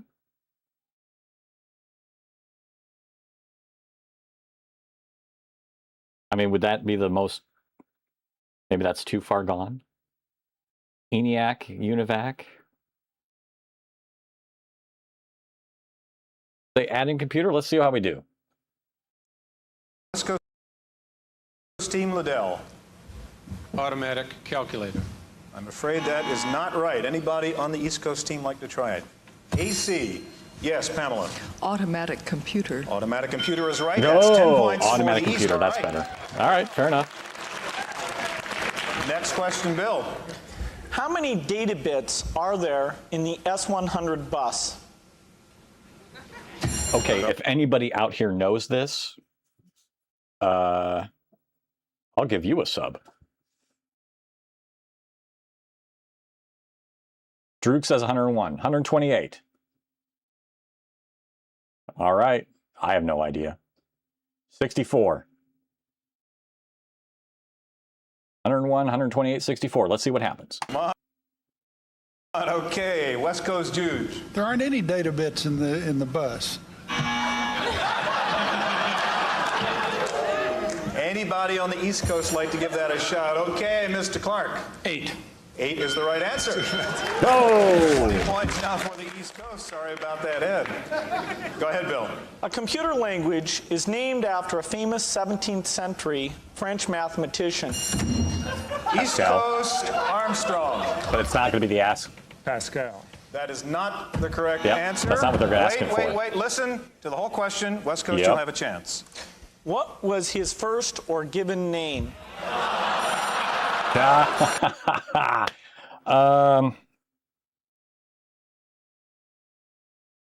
I'll know it when I hear it probably, but yeah, we always knew it as Pascal. Blaise, I think you're right. That is it, right? That's, that's it. Philippe Kahn was first. Blaise Pascal. Blaise is the answer. Okay. That is 20 points for the East. You'll learn patience. Yeah. Okay, Bill. You knew that was going to be Almost 10 years ago, leader in October question like that. 1981, Steve Jobs appeared on the cover of Inc. magazine. In that photo was Jobs wearing a T-shirt, a bathing suit, a shirt and jacket. Shirt and jacket. I'm going to say shirt and jacket. Cool guy. Adam says bathing suit. All right. About That's 5 the end of the seconds to go. Okay, we have Fuller on the East Coast. A T-shirt. That is not correct. Okay, Near we Adam. have Philippe Kahn. A shirt and jacket. That is correct. He was wearing a shirt and jacket. Bathing suit. Couldn't be in a bathing suit. All right, we're now coming up to a bonus question. First of all, let's check the score. The West Coast has 30 right now. The East Coast has 20. We're about to begin a bonus round. Pay attention. In the 1959 movie Desk Set, Katharine Hepburn and her staff are worried that they might be replaced by a computer being installed by Spencer Tracy. What was the name of that computer? I need to rehear that. I'm not sure. All right, we're now coming up to a bonus question. First of all, let's check the score. The West Coast has 30 right now. The East Coast has 20. We're about to begin a bonus round. Pay attention. In the 1959 movie Desk Set, Katharine Hepburn and her staff are worried that they might be replaced by a computer being installed by Spencer Tracy. What was the name of that computer? Was it the... I have no idea. Never saw the movie. Not a clue. Anybody else out there have a clue? I mean, yeah, we could look it up, but I mean, unless you're a fan of older movies. Yeah, let's see. Emirac, Calla Lily 1, Univac. All right, we have West About Coast. 3,000. It was the Univac. I'm afraid that's not correct. You have a chance Calla to try Lily for this 1. question on the East Coast. Multiple choice. Maybe repeat the choices, Bill, so the question's clear. Emirac, Calla Lily 1, Univac. Adam's going with Emirac. I would Okay. like to give it a try. All right, you're on, yes. Go ahead. Emirac. Emirac is right. Hey! 50-50 is Ed said over here. All right. All right, East Coast, that gets you into this next bonus round. I'm going to ask you a series of questions, and the category is going to be television, since you seem to be so good at movies. In the 1950s, now you can remember, you can consult now, and only Pamela, your captain, can answer for you, okay? In the 1950s, a computer company was the sponsor of a TV quiz show. What was the computer company? Was it IBM, RCA, Burroughs, or Remington Rand? You have 10 seconds. For 10 points. You don't have to ring your buzzer. Yes. RCA. I'm afraid that's not the right answer. The correct answer was Remington Rand. All right, you can still get 20 points out of this bonus round. Here's the second question. That same quiz show was in fact a very well-known TV program at the time. What was its title? I've Got a Secret, What's My Line, or Beat the Clock? For 10 points. The show sponsored by Remington Rand. You don't have to ring. Give me your answer. Beat the clock. I'm afraid you didn't. That's wrong. It was What's My Line, sponsored by Remington Rand. You've got one more shot at 10 points here. Slightly different area, maybe you'll be better. In the mid-1970s, one of the first real personal computers was introduced. The computer was named after a destination visited by the Starship Enterprise on the program Star Trek. What was the name of that destination and that computer? Was it the IMSI, the SOL, Oh, shoot. He's given multiple choice. Altair 8800, or the Apple II? Does anybody know it?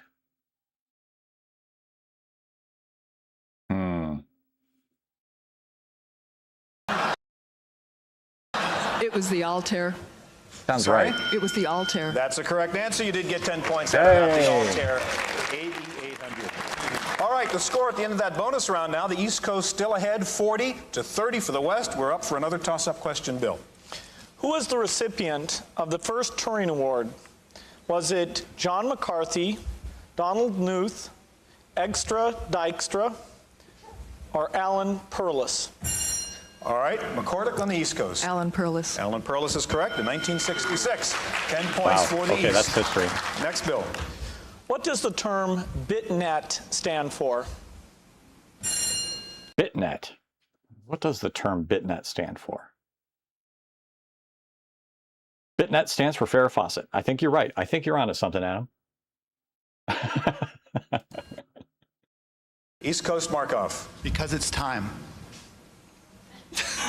That is not the correct answer. Would anybody on the West Coast like to try? Yes, Philippe. Binary digit. No, that's even worse. Did you say bit? You almost had it over here. The answer is because it's time, network. You forgot the net part of BitNet. Oh. Okay, can we move ahead to the next bonus question, please? Bill number 15, would you?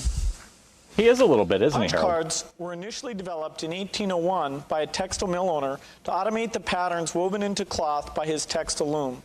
What was the name of the man who first developed this application? East Coast Armstrong. Jacquard.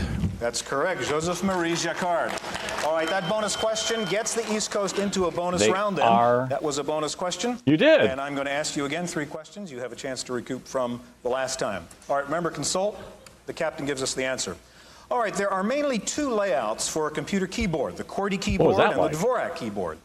However, several of the letters appear in the same position on both keyboards. How many of the alphabetic keys appear in the same place on both layouts? Is it 2, 4, 6, or 8? You have 10 seconds. Wow. Okay. So I don't know if Tower is still here, but I know he's tried out some different keyboard layouts. I've heard of Dvorak. I've never tried it. Adam's going with 6. Was it just in passing, Harold, or did you actually like through work talk with him? What was that all about? So Adam's going with 6. I'm gonna say 4. I'm gonna say 4. We'll see what happens.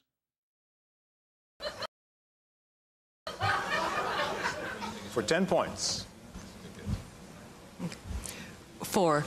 I'm afraid that's not the right answer. It is only 2. However, if Ooh. you'd like to get another 10 points, can you tell me which 2 keys Oh, which 2? are in the same position on both keyboards?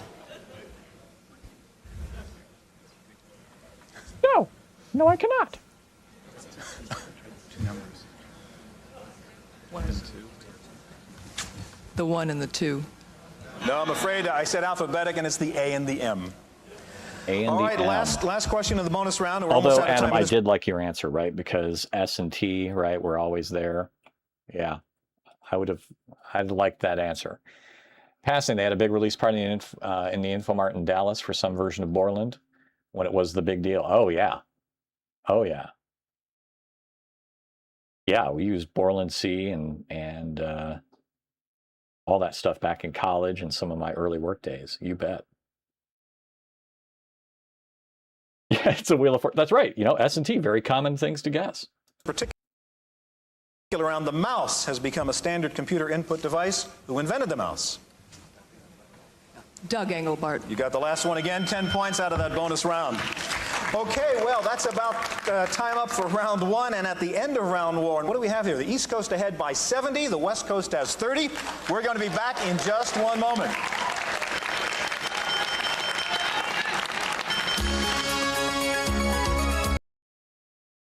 All right, that was good. That was good. Little fun little trivia. I do feel like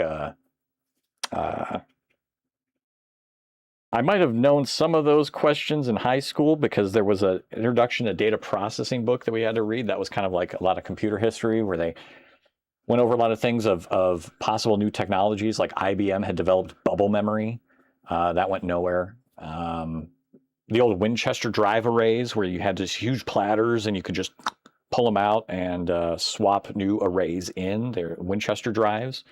Stuff like that, right? That you'll never hear of anymore. And some of that history is just gone, right? But, you know, Xerox, the history of them with the first, you know, graphical user interface, a little bit of a controversy there. Chicken tonight. I feel like I could pull that out again and just kind of see if there's any more interesting history tidbits, right? Because a lot of these questions they're asking are history like at that time, right? For us, what they're talking about currently back then would be history, but interesting stuff. All right. The C64 streamer seems to be having some issues tonight. I am probably going to call it tonight. I don't have anybody in my immediate vicinity to raid, so we will probably just play off the end credits as we probably just play off the end credits. Oh, you know what though? No, I'm sorry. Secrets of the Forgotten is playing Might and Magic 3, Isles of Terra. So I think we'll bring it over to him. And very chill, relaxed streamer, very knowledgeable, does a lot of retro gaming. I've seen him do a lot of the Might and Magic series, so if you're a fan of that stuff, stick around.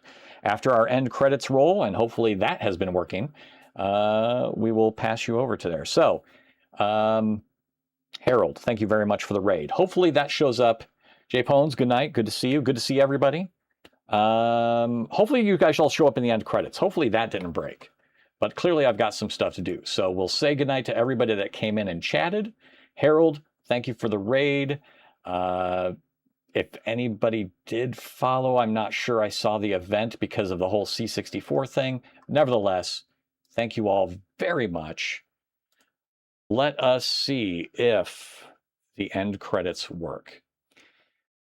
Take care, everyone. We'll see you later on. We'll raid Secrets of the Forgotten after the credits. And everybody. A hot shower might help that, son. Yeah. Whoa, whoa, whoa. Hold on. Hold on. Hold on. Good. Whoa, whoa, whoa. Overdoing. Whoa, what is that? What was that? That shouldn't have been on there. Hold on. That shouldn't have been up. What's going on?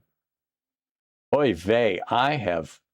All right, give me 1 second here. That was embarrassing. That was embarrassing. A hot shower might help that, son. Yeah. I think I might cool it with the stream for a while. Good. I think you've been overdoing it. That's easy for you to say. You were always one of the big guys. Trust me, it's all relative. There'll always be someone bigger than you are. Someone stronger, or better looking, or smarter. Do you really like live streaming? Does it make you feel special? Well, yeah, if I'm being honest, it does. You're growing up. Point is that you don't look to other people for your self-esteem. You can earn respect from other people, even admiration or praise, but it won't mean anything to you if you don't respect yourself.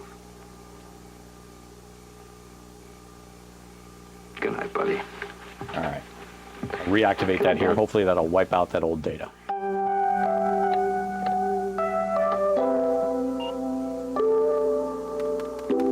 There we go.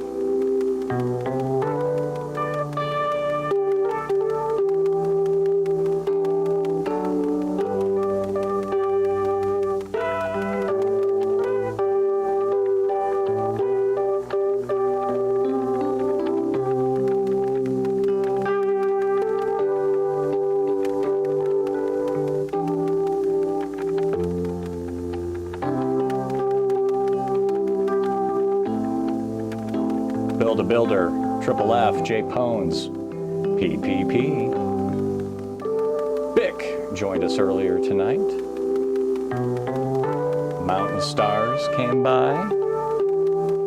Adam of Commodore Chronicles took a break from his streams. Droogie. Reboot Tech, thank you for coming on by. J Hobo. Power checked in a little bit. Zarad said hi. 86 Carrera from the raid, I believe. Harold Polcher with the raid tonight. Yeah, we didn't collect the other events. We didn't collect the raid event. I got stuff to fix. Nevertheless, that's my fun little end credits thing. All right, so we are going to take that off and come back to me in a Commodore 128, stuck in a 128 computer, and we're going to start off the raid. So, I got some bugs. I got some bugs to fix. Things were working before. That's why you don't deploy right to prod. That's why you don't do it. All right, let us see if Secrets of Forgotten's on. All right, everybody, I don't have a, good old Doogie Howser. That's why I wanted to do it, right? It was just a great throwback. I don't have any emotes or anything like that we do for raids. So check out Secrets of the Forgotten, casually playing some Might and Magic. Otherwise, guys, thank you so much for stopping by. Have a good night. We'll talk to you later.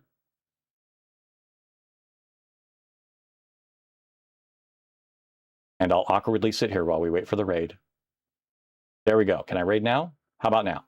Okay, I can raid now. See ya.